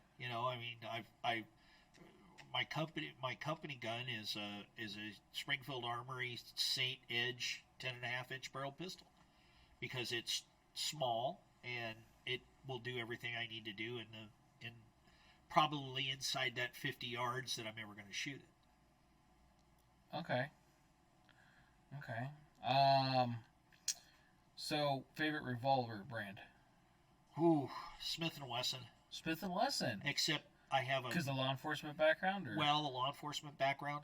I have a big soft spot for Colt Detective Specials Okay. and Colt Pythons. Yeah. So I have a How's that Cobra working out? Cobra works great. The bobbed hammer. Yeah, one. the bobbed hammer one that Yeah. you bob the hammer on. That's a great gun. Good. Yeah, I still think a revolver. A lot of people go, "Oh, why should I carry a revolver?" And I think a lot of if you train with it, a revolver's a very, a revolver's still a very good self-defense gun. Yeah. Yeah, no, it's a great gun. Clint Smith Yeah. puts it pretty good with a semi-auto. If you're on your back and you're trying to, dig into this guy and you just put this up there, it's going to lock your gun back to where it's not going to be usable. And he tells you if you have an ankle gun, revolver generally, 38 on your J-frame, right? Something like that on your ankle, be able to put that up onto him. You just, and you don't have to worry about it probably not working as long as you maintain it. Yeah. So that's the other thing too. A lot of people say revolvers, they don't jam, they don't do this, they don't do that. Will jam. Right. I've had dozens of revolvers come in. Hey, my gun doesn't operate, and by the way, it's loaded. Oh, thank you. The Customs Service in 1987, they hired a guy who had no law enforcement background. He used to work at the Aberdeen Proving Grounds. Mm-hmm. He got hired, and he read a couple of magazines, although he's never carried a gun in his life for work. Was never a cop. He comes up with, the 357 Magnum is the only round that will go reliably through the body and snap the spine, and that's the only way you're going to get a one-shot stop with a handgun. I went, okay. So he goes to Smith and says, I want a 357 round butt, 3-inch and 4-inch barrel, and it has to shoot 357 Magnum, 10,000 round service life. So Smith & Wesson goes, here's our 686. We'll put a 3-inch barrel and a 4-inch barrel, and we'll round the butt. He was also a shooter, Camp Perry long-range rifle shooter, and he says, no, the tolerances have got to be closer. So he redid the specs of the 686. Yeah. And so was born the Customs Service 1, the CS1. Okay. Well, the CS1 came out in the field. Well, he didn't realize that most agents didn't shoot 357 Magnum. They shot the 110 plus B plus 38 Treasury load. And he didn't realize that because the tolerances were closer, when you went to eject the rounds, there was unburned powder that fell under the extractor star. So we had a 60-round qualification course at that time. Uh-huh. Most of the CS1s would not get through a 60-round qualification course because the powder would the tolerances and the unburned powder would push the extractor star out, and it would basically lock the gun up. Yeah. And you could tell a brand new agent because he got his CS1 at school, and he usually got out in the field and went, I don't want that. They did a recall on them. And they redid it both at Fort Benning and our National Firearms Program staff, and some were sent back to at Smith & Wesson. And then they stamped them with an M and a 2 on the crane on the inside, so you knew that it was modified. Oh. And those guns, and they only lasted 2 years. In 1989, we went to the 6906 Smith & Wesson 9mm auto. Well, those guns, the CS1s, for a while were going out to like Lou Horton distributor, bought a bunch of them. I bought one of the 3-inch guns. They're one of the most sought after Smith & Wesson revolvers now. I mean, they're damn near like the certified magnums, the registered magnums. Really? Yeah, people pay outrageous money for them. I paid like $250 for the thing. I wish I'd have bought like 12 of them. Right. Well, I think we all look back at that recently with the Corona stuff and going, hey, I should have probably bought a whole bunch of Mosins when they were 2 for $100 sometimes at Big Five. Oh, yeah. Or the SKSs when they were $100 to maybe $300. Back in the 80s when the Shotgun News was out and you could buy Russian surplus AK-47s. Right. For $89. Yeah. And you could buy 1,000 rounds of ammo for like $69.95. Yeah. Yeah. Dude, and people still have those in the tuna cans. Yeah. To this day, you might get radiation poisoning around it, but yeah, if you got it from the eastern Ukraine, you probably didn't want them. But yeah. Right. But I mean, yeah, you look back at that. I mean, I look back at like the AR-8, the AR-180. Mm-hmm. I bought my first one in 1974. I paid $165 from a gun shop in Castro Valley, California. Jeez. I looked at one the other day on Gunbroker, and it was a Sterling, which is kind of the British one, and it was kind of the end of their production and all of that. They're not as nice as some of the other the original ones, and they were over $2,000. Yeah. And I'm going, $2,000? No, thank you very much. Now, thank you Brownells for coming out with the BRN 180 a couple of years ago, and they basically updated the AR-18 or the AR-180. And we've done a few transfers for those for you. Yeah, you have. Just did one it's my actually first rifle that I built. I built pistols on the others. Oh, okay. So I built a pretty much an updated AR-180. Nice. I haven't shot it yet, but Yeah. Brownells PWS out of Idaho, they build them for them. Okay. So they're great guns. All right. Good to know. So let's see, we recovered revolvers, handguns. Kind of talked about how long you've been in firearms, because I think you said 1974, but has it been longer than that? Well, I've been a firearms instructor since 1980, law enforcement firearms instructor. I was shooting. I still have the Model 57 Winchester 22 long single shot bolt action 22 rifle that my dad bought me when I was a kid. Nice. And when I'm gone, I'll probably get to the gate and there'll be 50,000, birds and rabbits and squirrels going, "That's the man. He killed him. He's the one that killed me." He popped off Pop-Pop's head. Yeah, that's him, bastard. So yeah. So I shot all my life. I mean, I grew up in the foothills of the Sierra Nevada mountains. So Yeah. That was gun culture. Yeah. Imagine that. California was a gun culture at one time. Oh yeah. Yeah. I mean, I used don't to know that. I remember, being Yeah. 12, 13, 14 years old and going down in the little town I go to called it the corner store. It's about 100 yards away from my house. Yeah. And going down and paying a penny around 50 cents for a box of Remington Peters, 22 long rifle. And go, "Oh yeah, here it is. Right. Here's 1022s. It was like 53 cents a box with tax. Yeah. Okay. And I put my quarters You together. were able to buy those as a kid? Yeah. Oh, that's weird. Yeah. I couldn't buy a gun, but I could buy ammo. Yeah. You buy shotgun shells, if I remember right, in 22 back then. 22, yeah. Yeah, my dad tells me he's about the same age as you. And same thing, San Diego. He'd go in the canyons and go shoot quail and dove. Oh, yeah. With a shotgun. He just walked down the street with a shotgun over his shoulder and, "Hey, what are you going to go shoot today?" Dove, quail. I went to high school, and, we, like in the fall when it was hunting season, Take your rifle in the truck. there were guys that would hunt on the way home from school, and they'd be in the back in a rack, not locked up. The truck was locked, but, nobody made a big thing of it. No. Those were on the school grounds. Yeah. So it was like, there was no big, "Oh my God, there's guns on the school." No, it was different. Yeah. Different. And there's still some of that, depending on where you are. Well, And yeah. It's mostly like little towns and different stuff. Yeah, where and people, Midwest. still discipline their children and, Right. Discipline? show them right and wrong. But anyway, Yeah. I digress. So as a firearms trainer, do you perform and or demonstrate, instruct, and teach dry fire practice? I do. You do? Yeah. Okay. And I am very specific about, if you're going to do it, take all your ammo, put it in another room. Right. Make sure the gun's clear. Yep. Because you don't want to blow up a mirror or anything. Or something. Yeah. Yeah. There's two kinds of people in the firearms business. Those who will have one, a UD, and those who have. Yeah. Yeah.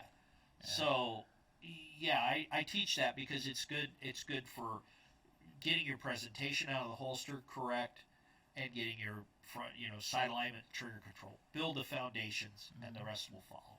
ND too, for any of you guys that are listening, is a negligent discharge, and what that means is you unaware shooting a round that you were not ready for. That it's negligence, and it's up to you as a gun owner. Yeah, to, I refer, the federal government referred to them as UDs, unintentional discharges because you didn't intend it, but it's yeah. a negligent discharge. Negligent, yeah. And a lot of people have it. You'll have it more so with people that are they say that they're competent in it. It seems like more nowadays. Where I've been around guns my whole life. Look at this fucking thing, boom, and then they have a hole in their hand or whatever, or their kid like, no, it's not loaded, boom. And why did you point at your kid? Yeah. We've had a lot of that last couple just years. got sentenced to probation because she accidentally shot her 3-year-old son in the head. Right. Trying to show her friend a gun. That it was empty. That was it. Glock 43. And I mean, if you think that it can't happen to you, it will. Look at the YouTube video of the DEA agent in Florida that shot himself with a 40 caliber Glock. Yeah, Glock 22. Yeah, the DEA agent. I'm the only one qualified in here to have a firearm. He's teaching a don't touch guns and don't do drugs class. Yeah, and like he gets a program. Glock 22 out. I'm the only one that's authorized because I've been trained. Yep. And he took the magazine out, or he pulled it back. The guy said, his chamber empty, and he let it go forward, and then he took the magazine out. Right. So he's got a round chamber, and he's waving it around, and he went like this, and he shot himself in the thigh. I thought it was a thigh? I thought it was his foot. No, he shot himself in the thigh. No shit. Yeah. 165 grain hollow point. Yeah, he was still walking around. Yeah, he took it like a champ. He was an ex-NFL football player. He was walking around like, oh, man, so anyway, just to prove to you that anybody can Yeah. It's like... And then they handed him an AK. And that's when everybody kind of lost their shit. Was it an M4? Yeah, I thought it was an AK. No, it was their I gotta watch the video again. Yeah, it was actually their Rock River semi-automatic. No shit. Yeah. I could have swore it was an AK. Yeah. Keep up, will you? Try to keep up. I'll It's your podcast. I wasn't there. Yeah. So I wasn't either. Right. Because I'd have walked out and went, ooh. I don't work for DEA. Yeah, different agency. Yeah. Don't expect anything. No. So, it's good to know about dry fire practice. Try to tell that people all the time. It's an old staple where, well, if you dry fire practice, you're going to break your gun, you're going to destroy your gun. And especially with ammo prices lately, like, look, even if it does damage your firing pin or do something to it, the firing pin is what? Maybe $10. Okay? The firing pin has a shelf life of 10,000 plus rounds, which when you just barely touched your gun today and you've had it for 3 years, I don't think you're going to get to that part. Well, and that whole thing of that if you dry fire, you're going to break it came from, the guns in the 20s and 30s and 40s where metallurgy is not the same as it was today. No. So, that was part of the problem. But, I mean, and I tell people 3 times a week, no more than 10 minutes. Huh. Don't do it any more than that because you'll start getting tired Fatigue. and the training goes off. Yep. But yeah, I recommend it. Good. I'm glad to hear that. So, because some places they don't, or if they do, they don't even want you to utilize like a lot of people like snap caps. And if you like to use them, awesome. If you don't like to use them, whatever. I like to use them for making sure the gun functions. As far as extraction, feeding, all that other fun stuff. I don't do it in my dry fire practice. It's mostly for gunsmithing purposes, or when I'm doing repairs, or if I'm going to do training. So the reason being is a lot of people don't think about that one round that's been sitting in your magazine for like 5 years that goes, huh, and you have to do tap rack, reload, boom. Well, and that's one of the things that we use in our training when we do even civilian, more than CCW, because, and like in the private investigation licensing board, I teach the security firearms class. Yeah. We teach you've got to learn how to with a semi-auto. You've got to learn how to clear a malfunction. Mm-hmm. Type 1, 2, and 3 malfunction. If you don't know how to do that, you're only getting part of the picture. Yeah. There's a lot more than just pointing a gun. A lot more than running the gun. And I'm very I hear I get a lot of I hear when I go to your school and all I hear is front sight press, and then I tell people slowly, carefully, reluctantly back in the holster, because I was guilty of it when I was first a cop. It's not a race. It's not a race. No. And if you've been legal, you've had all the probable cause to pull a weapon. You want to make sure that reason that you pulled that weapon is done and over with before you holster that up. Yeah. And then a lot of Take people. a second, breathe. Yeah, take more than a second. Yeah. I tell my students, don't be in a hurry to get back in the holster. No. It should be sort of a race coming out because it's fast. But, as fast as you can, as smooth as fast. Yeah, right? fast as you can and Yeah. safely. And Yes. and as long as you're smooth, you will become fast. Yes, slow is smooth, smooth is fast. It takes practice. I just had went to a training class with my buddy Tim Chapman, who we're going to have him here next week. We're having a training class with him in about a week or two. And it's going to be defensive pistol. And that was the class I just took with him. And the guy I went out there with, or the student, he was like noticing a lot of stuff. Me coming out was a lot different than him. Like I've had a few of these classes, and awkwardly enough, I might walk around just in my underwear with a belt on, and then just do dry holster drills. And Danny, I'm sorry. Somebody has to deal with it. Yeah. No wonder the dogs go. Right? Hey, you know what? The first thing you're gonna think when you break into a house, you see a guy in his chonies, like, fuck, wrong house. Yeah. Yeah. Well, I mean, I don't profess to be the Meadow Chingon, the guy who knows it all. You can't. You can't. Especially in this. And I've always said, okay, I've gone to, I went to Gun Sight back in the early 80s. Wow. So I haven't heard that in a long time. Yeah, I took classes from, Chuck Taylor, and some of those guys. So that's another name. yeah, well, yeah, but forget about I it. mean, I was lucky enough to meet the man, to meet the colonel, No but way. I see these guys, and I Not go the to KFC colonel. Yeah, not him. Okay. Just go make sure. So I've gone to, like, I've trained, like I said earlier, I trained with guys like LAPD SWAT, LASO, SEB, SEALs, Delta, and I go to these classes, and I've gone to some training classes put on by some other people, other vendors, and I go to those classes, and I go in there with a really big open mind and go, okay, and then there'll be something I'll take from that. Right. And I go, I like that. I didn't like that, but I like that, and I put that. I put that together for my, incorporated in my training. Mm-hmm. And You always learn something. You always learn something. Yeah. You're always learning something. Every time I've been out the front sight, the first day is probably the most boring day, especially if you're an experienced shooter. The thing is, though, there's still something you could get out of it. Like, you know what? I didn't think about that when I'm taking out my magazine, or calling that part this if I'm showing somebody, or what the little there's something new you can always pick out. And no matter how boring or low you think the class is, you're always going to get something out of it. Well, yeah, and you should don't. go with And open not mind. everything is high speed, low drag. No. I was lucky enough to, when I was in Albuquerque, we trained with on the ranges for the Central Training Academy for DOE. Uh-huh. So I got to go through SRT 1, 2, and 3. Okay. And I thought the qualification course for SRT 3 was going to kill me.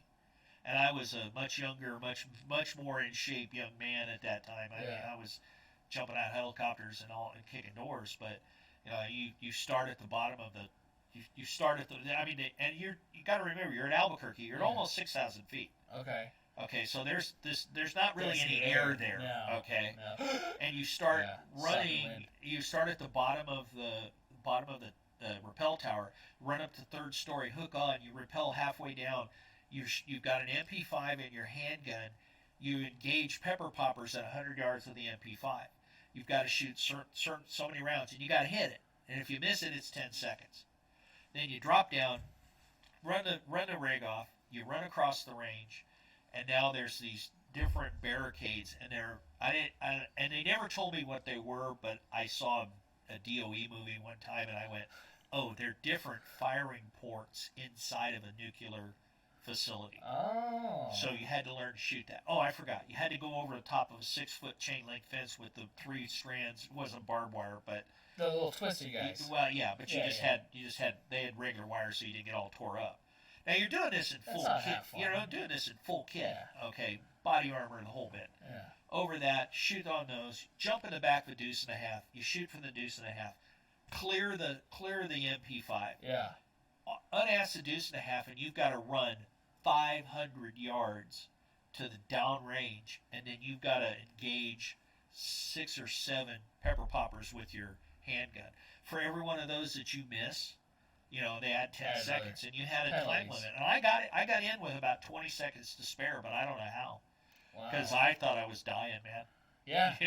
I got up there at the 7 yards shooting those targets, and I'm like, oh, I wish I was breathing. Oh my God, I wish I could breathe. So You get acclimated to it. and- well, even yeah. I was living there, and I still wasn't Oh, wow. acclimated to that much. Okay. So. I remember when I grew up in SoCal, it's all sea level. Oh yeah, you're And a then- flatlander. Yeah, I was able to run forever. Even with asthma, I was able to run for sports and everything. That was one of the things that pissed me off about the military thing. But anyway, like I just put my inhaler in my sock. It's not a big deal. One of my pockets. I have 200 fucking pockets if I go in the military. I think I can find one that fits. But whatever. I'm not bitter about that. No. No. So going and doing that, and then moving to just Tucson, which is about the same elevation as here. I couldn't run for shit. It took forever for me to get acclimated to. I couldn't even do a quarter-mile run straight. Where I was doing mile runs before at sea level, running down and up the beach. The sand, which is harder, and coming up there going, what the hell? It's only 2,000 feet. It's like the federal law enforcement training centers in Glencoe, Georgia. Yeah. Okay, well, it's at sea level. Well, here I go down there. I'm down there for 2 months, and I'm going, well, hell, I don't got anything else to do but, run and drink, and that's basically all we did after work. I got to where I was running like 5 or 6 miles a day, Yeah. and then I get up back to Albuquerque, and I go, well, I'll go knock out a couple of miles, and, by the time a mile and a half rolled around, I was ready to have a heart attack,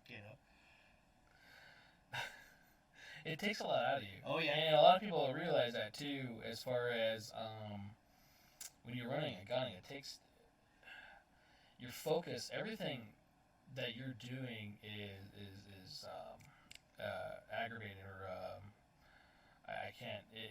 It's a lot less than it was. Oh, yeah. And you do get in your tunnel vision thing. You are fatigued. Taking a shot at paper is one thing. Now moving and having moving things and every other stuff is completely different. I always say, I don't care how good a shot you are on paper, step into a situation, into a scenario Right. with somebody with simunition, where that target moves, Right. thinks, and shoots back at you. Yep. And you will always see, at 99% of the time, I will see the guys who walk in there, well, I've been in a gun, I'm a gunslinger and the whole bit.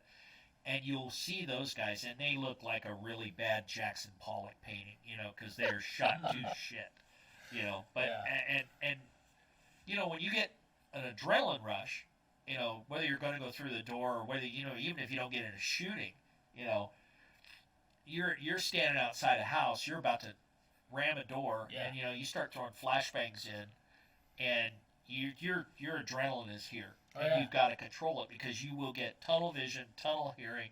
You got 94 different chemicals, Like how including. hyper focused. Well, you get you like, Yeah. and that's the problem you see with shootings. You get into shooting, and that's what I teach is like, okay, you've shot the target, and now take a step right or left. Now what?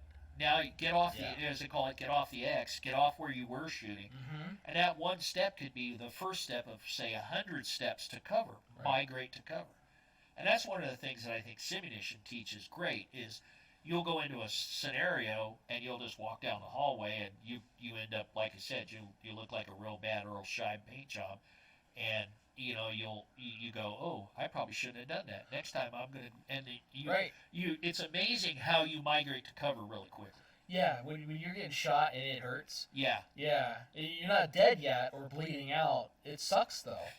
Yeah, it gives you a quick reminder. When you get a paint splat right between your eyes, and you realize if that had been a real bullet, Gone, you're gone. done, You're- off switch. You're Yeah, you got some guy with horns and a pitchfork jabbing you in the butt because Yeah. you screwed up.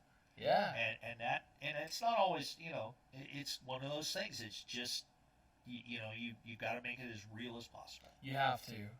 And it is hard for that too. So I'm glad that you offer training and different stuff. You do simunition for civilians, or We do some simunition training for civilians. okay, It's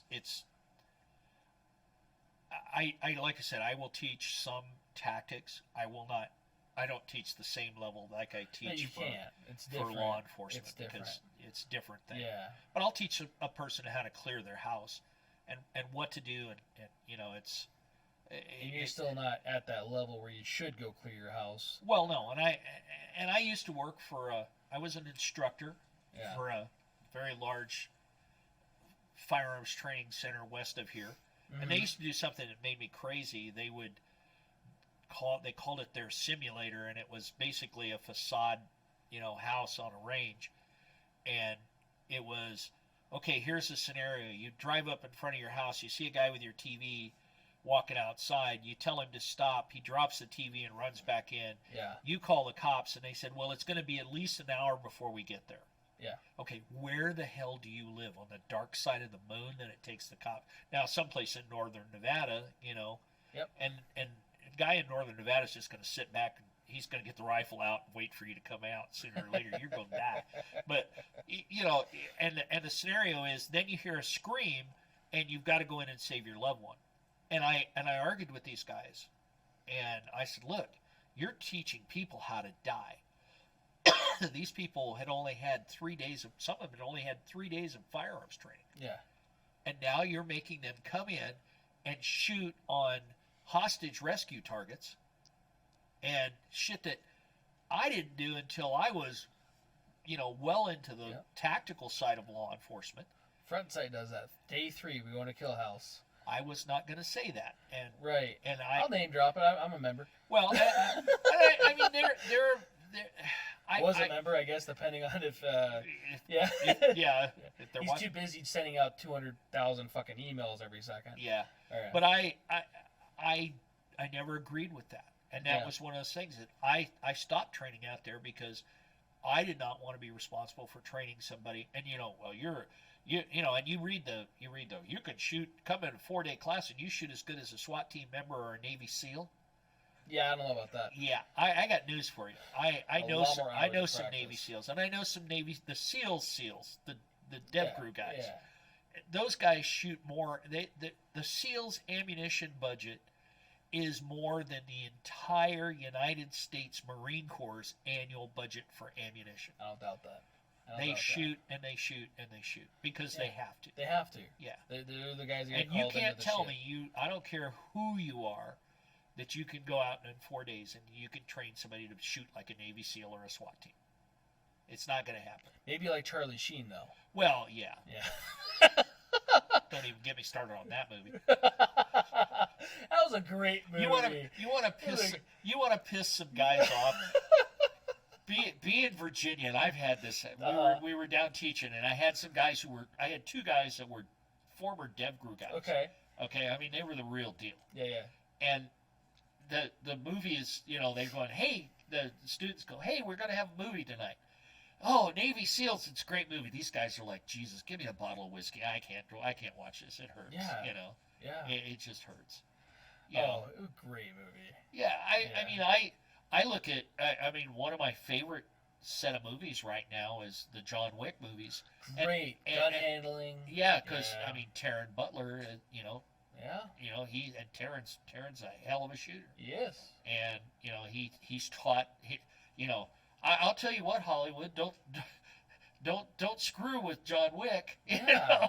Yeah. Please don't ruin that. Yeah, movie. and Halle Berry, in the last Oh movie, yeah, she did really good. she did too. well. She did Yeah. the same thing when Yeah. went to With Terrence Taron, school. yeah. Yeah. So I went to the gung fu and the gung fu training. Well, Yeah. that was different. They had mixed martial arts with added with the yeah, guns I and mean stuff. the kung fu Yeah. stuff. I'm too old to fight it with people. I just shoot them. Right. Oh, boom, done. Let's say I'm fat. I don't run. Yeah, I don't run. I'm too old to get my ass whipped. So Oh my God. I'll just shoot you Bad down. knees. Yeah. Well, after I turned 65, I was like, I tell everybody, I'm the most dangerous person in Nevada because I'm now considered a senior citizen and I'm armed and I shoot still pretty damn well. So, Right. it's always kind of fun to. So, we covered a lot of the other questions, and I do have something that did come up on the YouTube live. Um, Danielle actually brought this up, and this is something I've had discussions with her. But I guess she heard it. I don't remember where she heard it.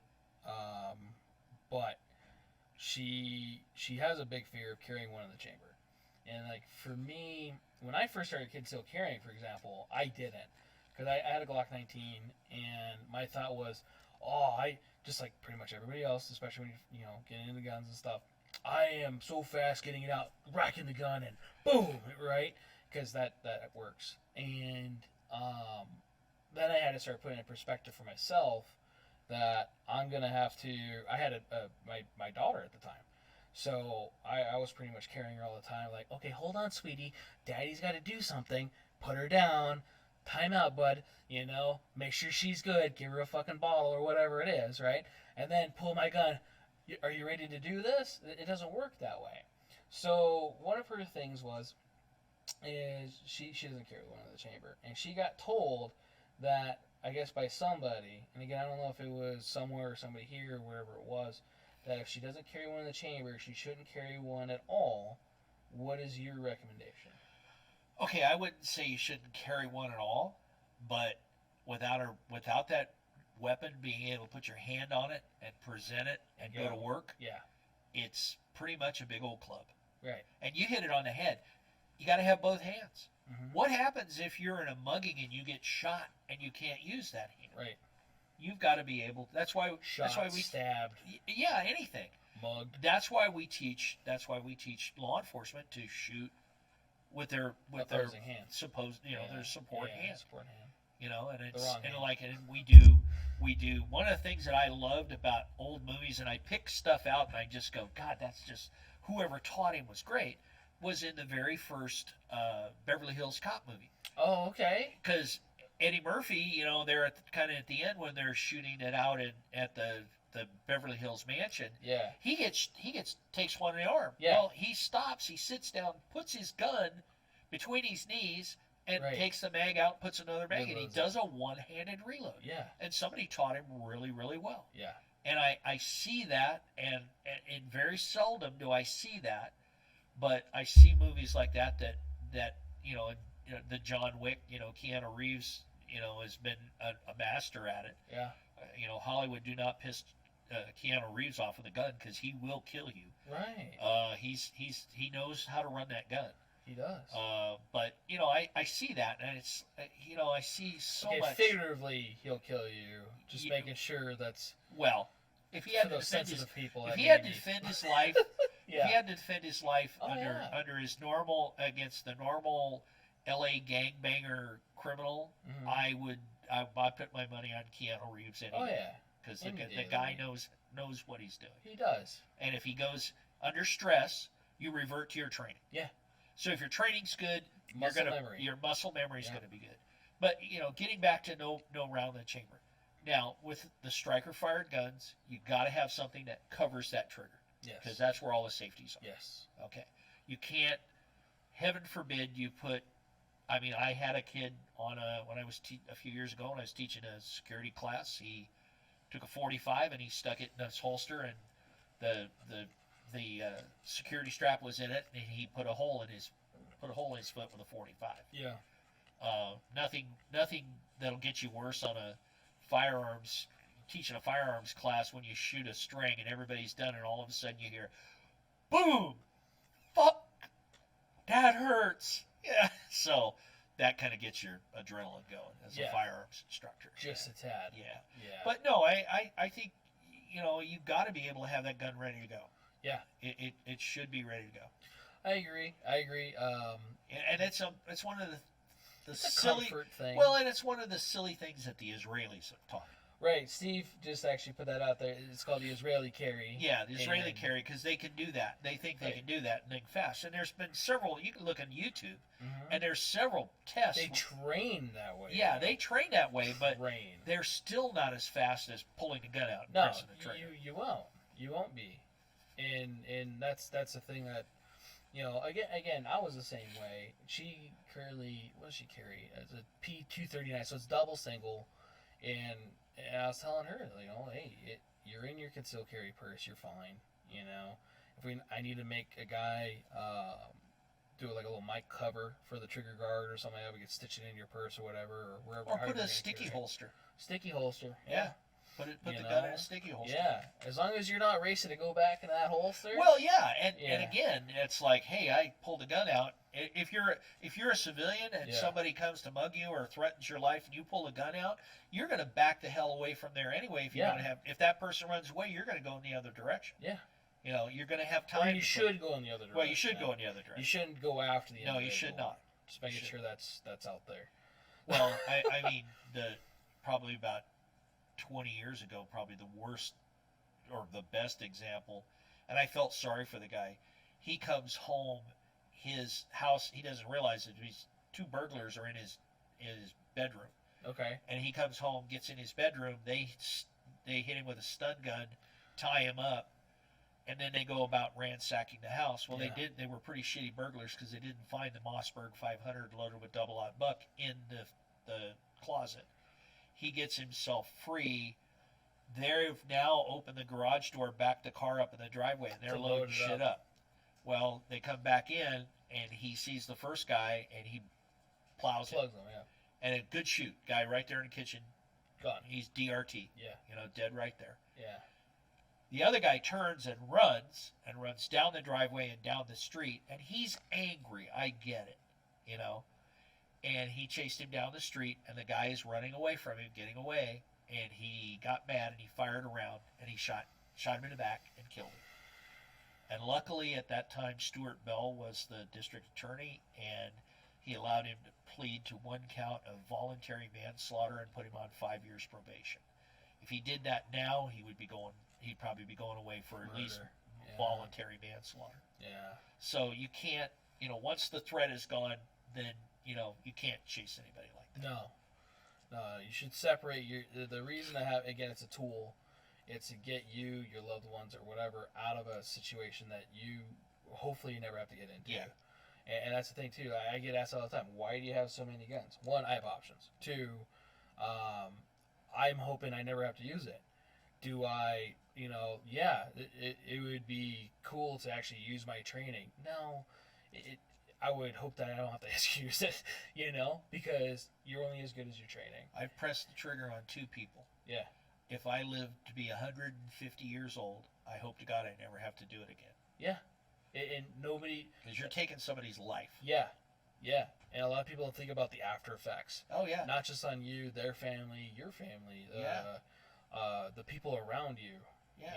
You're going to probably get sued. Yeah. Because I don't care. Well, especially nowadays. Yeah, especially nowadays. Yeah. I don't care if it was, Osama bin Laden and he was ready to push the button and you shot him. Somebody's going to come out of the woodwork and say, "Oh, he was such a nice man, and he was trying to get his life squared away, and you murdered him." Yeah, some guy from Sweden or some shit. Yeah, so you're going to end up, heaven forbid you have to use it, because you're gonna go through a lot of money defending yourself. Oh yeah. Yeah. So there's a lot of ramifications, and I talk about that when I teach CCW. And that's good. That's good. I've been needing to get USCCA in here for that. I'm a member. If you guys are not a member and you guys carry a gun, there's gun insurance out there. There's NRA insurance. There's USCCA. There's an attorney I want to get on here too, Don Green, who's a local USCCA guy. Yeah, great guy. One of our regular customers, but at the same time, he's a good guy. I don't just say that so he buys more shit from me. But he's actually a really good guy. He cares about the 2A community. He cares about people. And he's looking for that. He's told me some stuff to where when, you look at it as the outside looking in, going, that doesn't sound right. And in the amount of charges that get put on somebody for defending their life, defending their loved ones, their kids, whatever it is, it's intense. And you think you're doing the right thing, and you probably are, hopefully, in that situation. But yeah, there was a couple, I don't know the whole tale of it, but where it was a ex or whatever, trying to get into a house, and they did, and kids were there. She defended her after trying to, get away, don't come in, blah, blah, blah, came in, unintended, took the guy out. Now she's at fault for shooting in front of her kids, putting her child in endangerment, and a whole bunch of other stuff. They're like, there's tack-on laws for all that shit. You don't know what that guy was gonna do. Well, he actually tried to break in. She said, "Go the hell away!" Right. And he went out and got a gun, and then broke a window and tried to come through a window, and she shot and killed him. Yeah. Trespassing. There's a whole bunch of stuff he did, but now that she did it. Well, she's and the good I guy. think there's a lot of that's going to get, I have not heard. So she you know got- what I'm talking about. Yeah, I know the situation. I know Yeah. I'm familiar with the incident, not intimately with it, but Right. I believe she's going to be fine. I hope so. Yeah, I hope so, because that's to me it sounded right. yeah.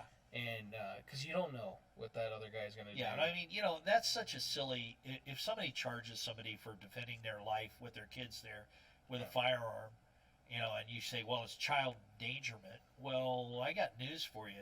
How much in danger would they have been with somebody breaking in? Right. Right.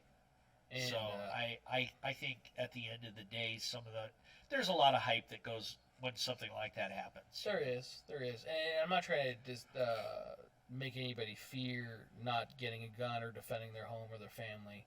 But there's that thought process. A lot of people, I've been to gun stores where they're like, do you have it in you to take somebody else's life? Because that's what this is going to do. Like, okay, hopefully I never have to do that. I would like to think I would be, but I never have. And again, you don't know until you've done it. Yeah. And when you do it, and like you said, there's cops, there's military guys that have done that for many years, and whether they've taken shots, given shots, murdered or not murdered, but taken life, Yeah. it does something to you. Oh yeah. We're as humans, we're not designed to want to murder. So Unless you're a psychopath. well, that's another side of the story. Unless you want some liver with some fava beans and a nice Chianti. Yeah. But you're absolutely right though, because I mean, it's a big responsibility Right. to own a gun. It is. It's huge responsibility, Yeah. and there's a lot of people that are very flippant with it, and Mhm. you kind of want to go, there's times I've seen people that I went, you really shouldn't have a gun. No. I don't tell them that because it's really none of my It's business. in your mind. But in and, my mind, I'm going, oh. and you're hoping that they get training, and you're Yeah. hoping that they do the right thing, and yeah, Yeah, and like I said, I've probably had as many guns pointed at me being a firearms instructor, especially in the CCW world, right. as I have when I was a federal agent, Yeah. and a military policeman. So, and I got shootings with those places. So, yeah, it's kind of scary. It kind of gives you a little bit of, A little bit. yeah. But, that's where training is. You buy a gun, and that should be where the training begins. Yes. And then go out and find somebody that's a competent firearms instructor Right. and say, There's tons out there. yeah, they're tons. Yes. Now, and I see some of those guys that if you're coming in as a brand new owner of firearms, Yeah. the last thing you want to do is go to a military type boot camp. Yeah. Yeah, Sadly, a lot of people think that way. Yeah. And movies and TV shows, they Yeah. ruin it for everybody. What is your major malfunction, gun owner? Well, you know what? I don't know, because I'm brand new with this, and I would just like to learn how to shoot it. Yeah. But I want to do it like that guy. Well, Yeah. it's going to take a little bit. Yeah, it's going to take a little while. Believe it or not, you have training wheels. Yeah. And shit, I have training wheels. And a lot of I've been shooting with people who are like, wow, how'd you learn how to do that? A lot of it was practice, training. And, yeah. Mel, my Mhm. my HR person, Mhm. we go to the range. She gets all mad because I'll get a brand new gun and I'll go shoot like a Yeah. tear a ragged hole out, and she goes, I hate it when he does that. And I said, hey, it's just I've shot a couple of more caps than you have over the Yeah. years. Experience. So, yeah, it Big just it thing. comes with it. So Yeah. you know. So, I definitely like all that stuff. Yeah, just like the Kyle Rittenhouse thing, kind of like that. He was defending himself. He did what he needed to. He Yeah. he probably. I'm really torn about that. it can go both ways. Yeah, I mean, he did everything right, Right. and I'm glad he got acquitted. Yeah. Yeah, he kind of had a legal right, but he was right on the edge of being there with the rifle and all of that. Yeah. You know, I tell people that, you know, they go, well, you know, I'm going to go down there. You know, it's like the guy that Metro shot, you know, in front of the federal courthouse. It's my legal right. It's his legal right to carry a gun. It is. But in that situation, you point a gun at 4 police officers Mm-hmm. who almost instantaneously, within a second or two, fired those rounds because they all went, oh my God, there's a threat. It wasn't just one guy or 2 guys, and the other guys go, oh, what the hell? They all fired damn near simultaneously because they all went, oh shit, that guy's got a gun, he's pointing it at us. Yeah. In that split second. Yeah. And that's what people don't understand. And I get a lot of guys who are gun people going, well, you know, it was his legal right to carry a gun down there. Yeah, it was. Was it the smart thing to do? No. Yeah. And a lot of the guys the Ukraine thing that popped off, right? You should go to the Ukraine and they'll give you a free AK and you know, whatever. Like, why do I want to go to another country and go fight for them? We have a lot of issues here by one. You know, to why? Well, it's risk assessment too, right? Why put yourself into a thing that you don't have? That's a war, guys. Right. That's a war. That isn't Call of Duty, okay? It isn't a video game. People die. People get killed. Really. There's no reset button. There's no reset. No respawn. Yeah, you can't get. Oh, I'll buy a life. You know. I hear guys like that. I go, oh, I want to go over there. And those guys, and the guys that I know that are operators, that are former operators, some of them are contractors. And I know some of the guys that are over there right now. They're over there chasing a paycheck, and they've stuck their neck out on it before. But I see guys that go, oh well, I got a brand new. Look at me, I've got a Scar 17. Look at me, I'm a badass. I can shoot it. You've never been in combat. You've never had anybody trying to take your life. Right. Yeah. Rounds coming back at you a little different. Yeah. It's and believe me, I've never been in combat. Thank God. Right. I mean, I've been in shooting incidents, but I haven't been in a hot shooting war. Yeah. I thought I was going to be in Korea. I woke up on the DMZ one morning to do a barracks, and the fog was in, and all of a sudden the dragon sirens go off, and I'm up in a DMZ camp, and you know the DMZ's like 3 miles, wide, and when the fog lifted, there was like 2 divisions of North Koreans right up against the fence. And of course, I'm sitting there with a German Shepherd and a 1911 and 21 rounds of ammo, and I'm like, "Oh, this is not gonna be good," you know. And of course, that was just stuff that they used to do to harass you. But that was like one of those, "Oh, okay, buddy, it's you and me, bud." Right. So definitely gonna have to have you back on for more, because this is definitely awesome. No, I appreciate it too. Whether it's going to be on our coffee and question things, which is coming up soon. I don't know if you guys have seen that out there. Put that out on Instagram. We're not doing a live podcast. It'll just be a separate. You guys ask questions. Whether I have to source it or whatever, we'll try to help you out with the information. Because that's what this is. It's about information, building a community to keep you safe. It's not about going out and murdering babies, as they want you to try to see on some news media stuff. So anyway, I don't want it to be that way. No, it's not that way. Right. So coffee and questions is coming up. I've been putting questions out there on Instagram. You're welcome to DM us here on YouTube.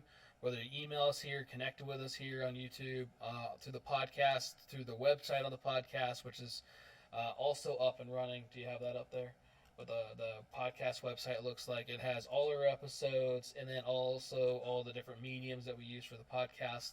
We will be able to listen to Lenny after this. So I take this all home right afterwards. I cut all the audio, put it all in the podcast stuff, send it all out to however many different things there are. And we get that going. Our links are also listed on here too. It was definitely South Central's idea for that one, which I appreciate. They are not the actual links, but if you type her name in there into whatever it is, typically it pulls it up. Where it is controlled pair munitions. It's nice being the only one. There is a couple places. There's a controlled pairs, which they have their own podcast too. It's a couple, I think, SF guys. They play video games and stuff too. Neat stuff. Definitely neat stuff. It's fun listening to SF guys. So.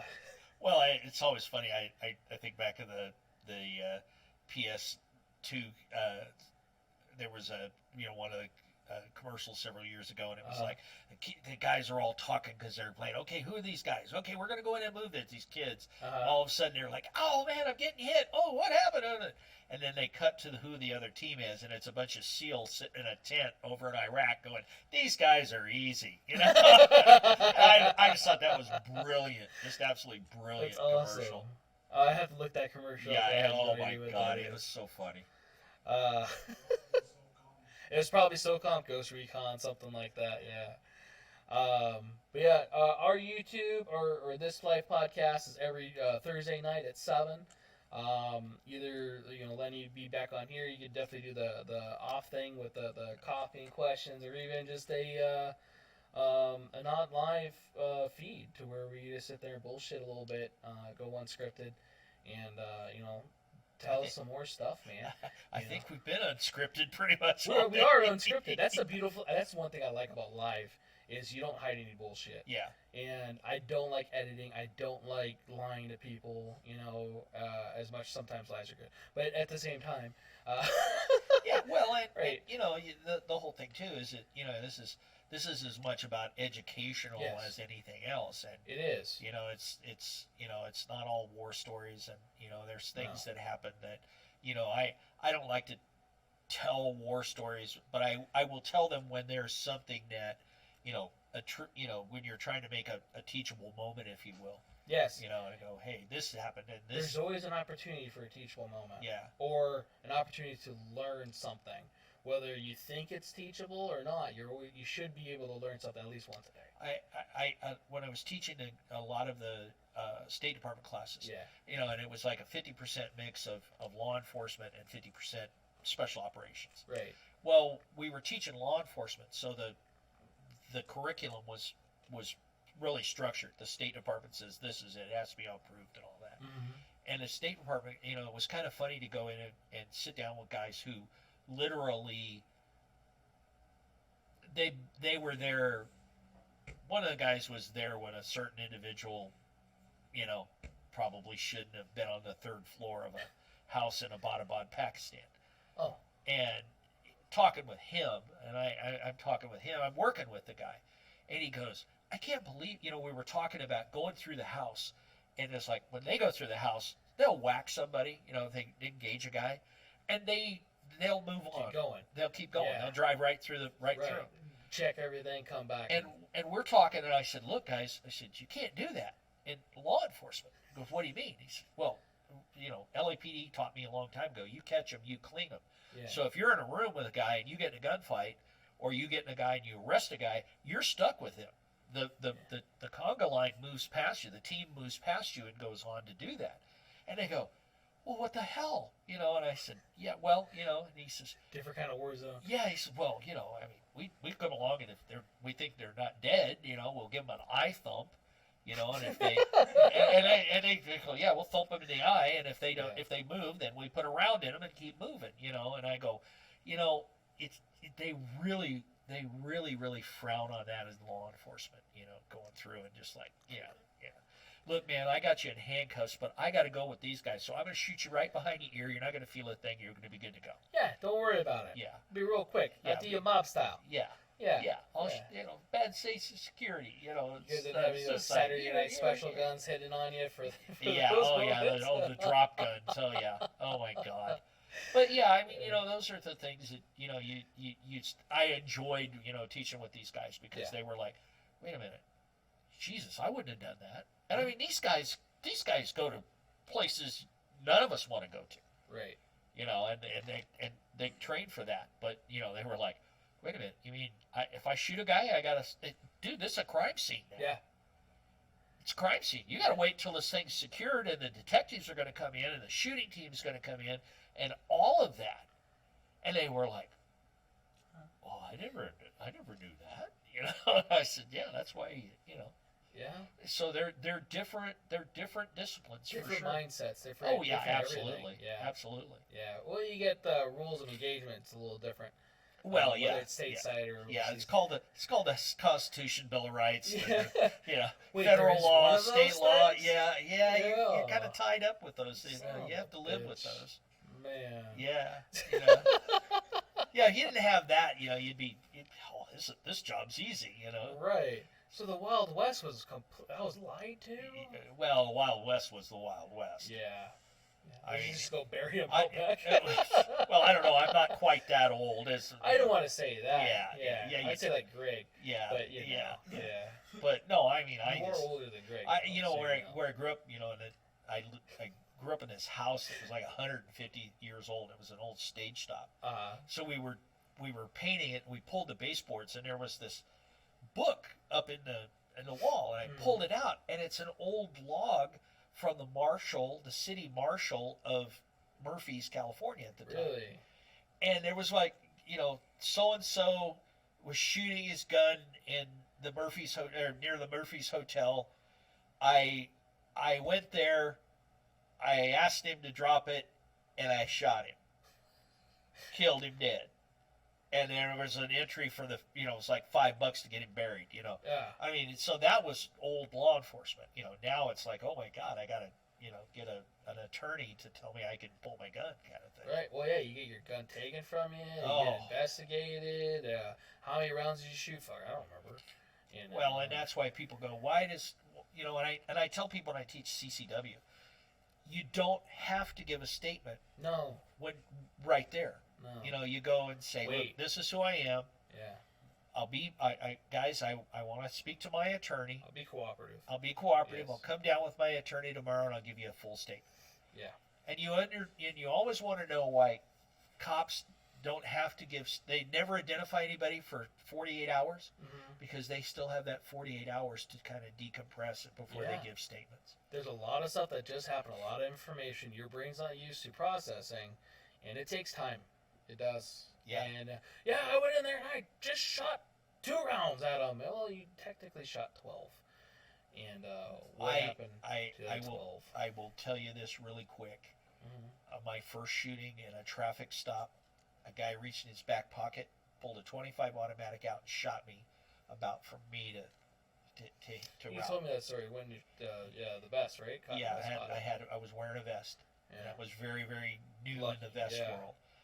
And to this day, I don't remember pulling my 1911 out and shooting him. I remember I remember him reaching in the pocket, and then the next thing I know, my gun went off in my hand. And I shot him in the collarbone, and I was trained to shoot 1 round and stop, and that's exactly what I did. Stop the threat. Well, no, shoot 1 round and stop shooting and Oh, assess stop the shooting. target. It was all Oh. Camp Perry target shooting is all they taught us. Really? Yeah, this is 1974. That's different. Yeah. So I did We've what I evolved since then. yeah, well, we have evolved because Yeah. now I would have probably emptied the magazine and got a couple of more on the top of it, but You might hear from it's what I did under stress. Well, Yeah. there's about a second or second and a half of my life that I don't recall, and I've been hypnotized twice, trying to recall that. trying to recall that, Yeah. and both of the doctors told me that was I was 19 years old. Doctor said that was such a traumatic thing to you. Your brain. Just went, oh, erase. Right. So those are the things that happen when you shoot people. Yeah. Or get in a shooting and defend your life. Yep. So, Good to know. yeah. Definitely appreciate the stories. Steven did English said it was SOCOM. So the commercial you're talking about, the guys over in Iraq. So SOCOM. Actually, I was getting text messages right now from some buddies I used to play SOCOM Confrontation with about 14 years ago. We're all playing SOCOM right now. You know what? I didn't fix my PlayStation 3 yet. So Adam, calm down. I need to fix my PlayStation 3. I was really good at Pong. You're really good at Pong. Ding, ding. Well, you said 1974. They came out, what, 76, 78? Oh, no. I don't remember. What? Oh, I know. The Pong. That was out Pong. before then, but Was it? yeah. Oh shit! I thought it was I late 70s. I will not bring a PS2 or anything in any kind of video game thing into my house, because I will never leave the house. I'll play that shit all the time, and I'll never bathe. I'll just call into Domino's with a credit card and say, send me a pizza, and I'll just turn into a hermit, So Yeah. I Don't tell that to Mel. She'll probably actually take you up on that. Oh, So no, she can no. run the She show. wants me to show up at work. The guys want me to show up at work because I have to sign the checks. Is that what it is? Yeah, that's the Okay. only reason they keep me around every 2 weeks. Aw, Lenny, we love you here though. Yeah, I know. So at least you know you can come here and not depressed. Yeah, I can't buy a Springfield Armory Hellion or SA-35. I'm gonna send this video to my Springfield rep and be like, dude, look, okay, we're throwing it out there, trying to help this guy out, trying to help other people out. I would like to have the FAMAS clone, I shot one of those when I did the Ghost in the Shell. Yeah, yeah. I hate that bullpup. Really? Yeah, and I guess the new one, it's called the F7. Okay. The new model of it. This was an Yeah. older model, Yeah, but yeah. that thing gassed me like. I've heard a lot of people that were French military, they don't like it. Yeah. I like running in video games. That's the only thing I have the FAMAS Yeah. from. I mean, is that. it's a cool it's a bullpup, and I like bullpups, but I Yeah.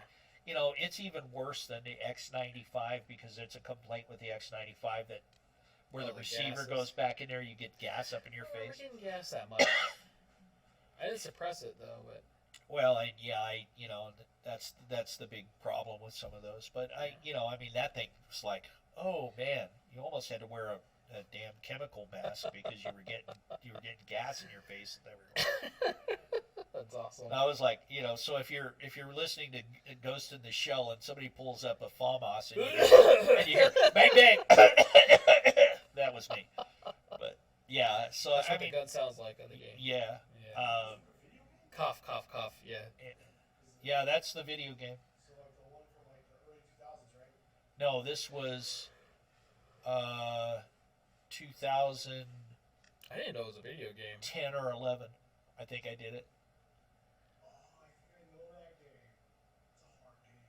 Is it? Well, I mean, we shot everything, including the GAU 8, minigun.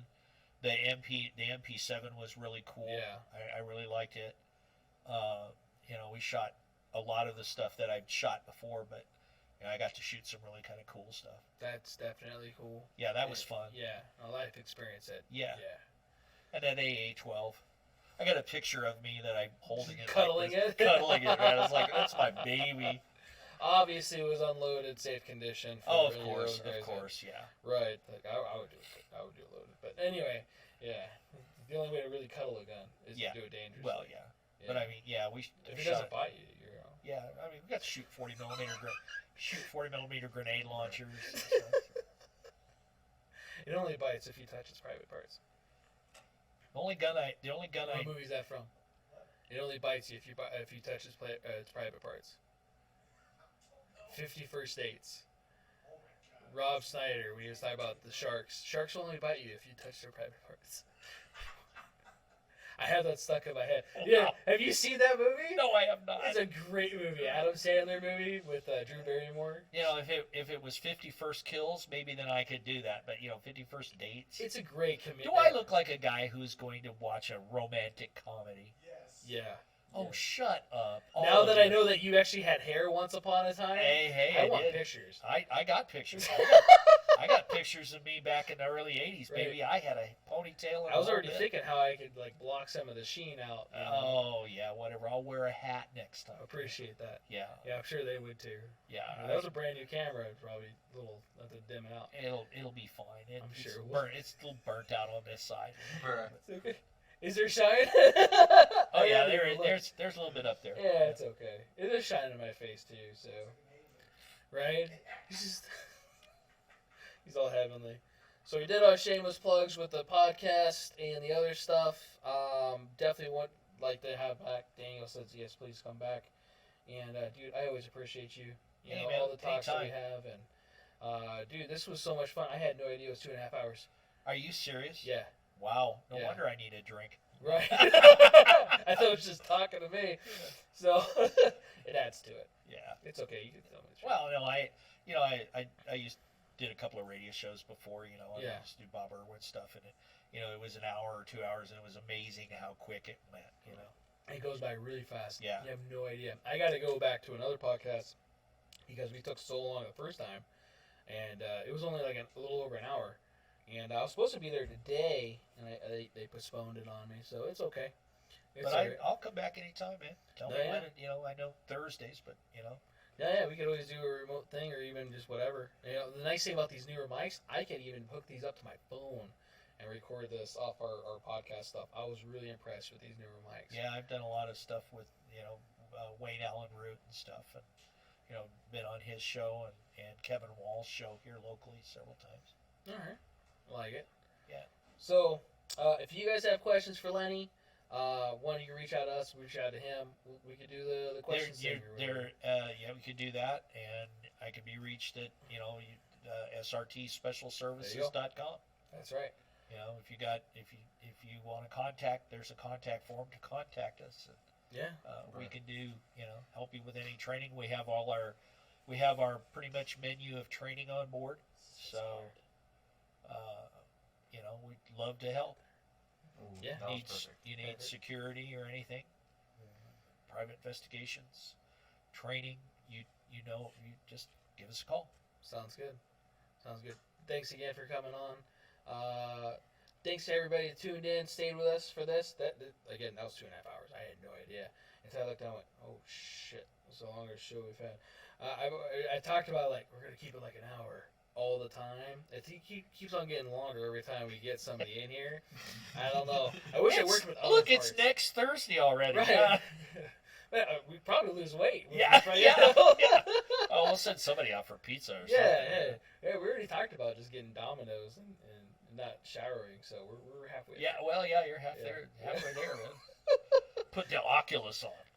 Dude, hey, you know what? I'll have to bring that and have you play with it. I've got a buddy of mine that he's an Oculus fiend, and he said, dude, you got to play with it. And I'm going, no, dude, I'm not. I'll never bathe. I won't leave the house. I'll look like Howard Hughes. Yeah, So no, I won't do that. See, I'm glad you brought him up. We just watched Tucker, A Man in His Dream, in my class, and all these kids they didn't know what Tucker Automobile was or anything like that either. They had Howard Hughes on there, and they showed a little bit of his craziness on there, to where he's talking about the spruce goose and stuff like that. And yeah, you know what the spruce goose is? The what? The spruce goose. You lived in L.A., man. For the longest time, it was in L.A., Long Beach Harbor. Yeah. It was the largest plane ever to be built. It's the largest aircraft ever built out of wood. Yeah. Out of primarily wood. Yeah, it was right next to the Queen Mary for 40, 50 Decades years. in a dome. And now it is in the Evergreen Airlines Museum in McMinnville, Oregon. Yeah. And for $50, you can have your picture taken sitting in the pilot seat. That'd be kind of cool. That's kind of cool. I like that. Yeah. I'd pay That museum is awesome. So Is it? yeah, if you're Good an to know. airplane, any kind of airplane guy, it's a really good. I like museum. it. Yeah, So, little shameless plug for those guys. yeah. Yeah, that's cool. But thanks again. Hope to see you guys next week, where we're going to have Tim Chapman with Chapman Tactical Defense. Already plugged him in for next week. I want to say it's next week. The week after that, we got a guy running for Senate, I want to say. A guy from my church, John Smith. Senate. I think he's running for Senate. We'll get all that information later. But I want to make sure we get all his information and everything before that. And so kind of propping. I've been trying to get these guys in. Lenny, this was kind of like a thing too. We talked about having you on, and then it was like, maybe not. But it wasn't for anything for this. You thought you were going to be out of town. So, Yeah, I thought it was going to be working. So, Yeah. But I didn't have to. So. And I definitely appreciate you being on. Oh, anytime, man. So, yeah. If you'd get me a Helion and a SA-35, I could do a podcast of my expertise with bullpups and 9mm. I could do my review. Yeah, Springfield. Yeah. Let's get the ball rolling. Herps, I think his last name's Herps. The guy, my go-to guy he's the one that sent me all the Springfield stuff. So, which is awesome. I have a lot of Saints. So Yeah, he has a lot of saying. He likes Springfields. You know, there's not a lot of those guys out there. Yeah, no, I'm kidding. Springfield's a good gun. It is a good gun. I talk a lot of shit on it, but it's equal opportunity. You know, I'll talk shit on Glock. well, I mean, I've been around guns the majority of my life, Yeah. and you can get one that, you know, is like will run forever, and you can get one that's can't hardly get around down the tube. So Just like anything else. Yep. So thanks again, guys, for tuning in, and see you guys next week on Thursday at 7 p.m. Thanks again.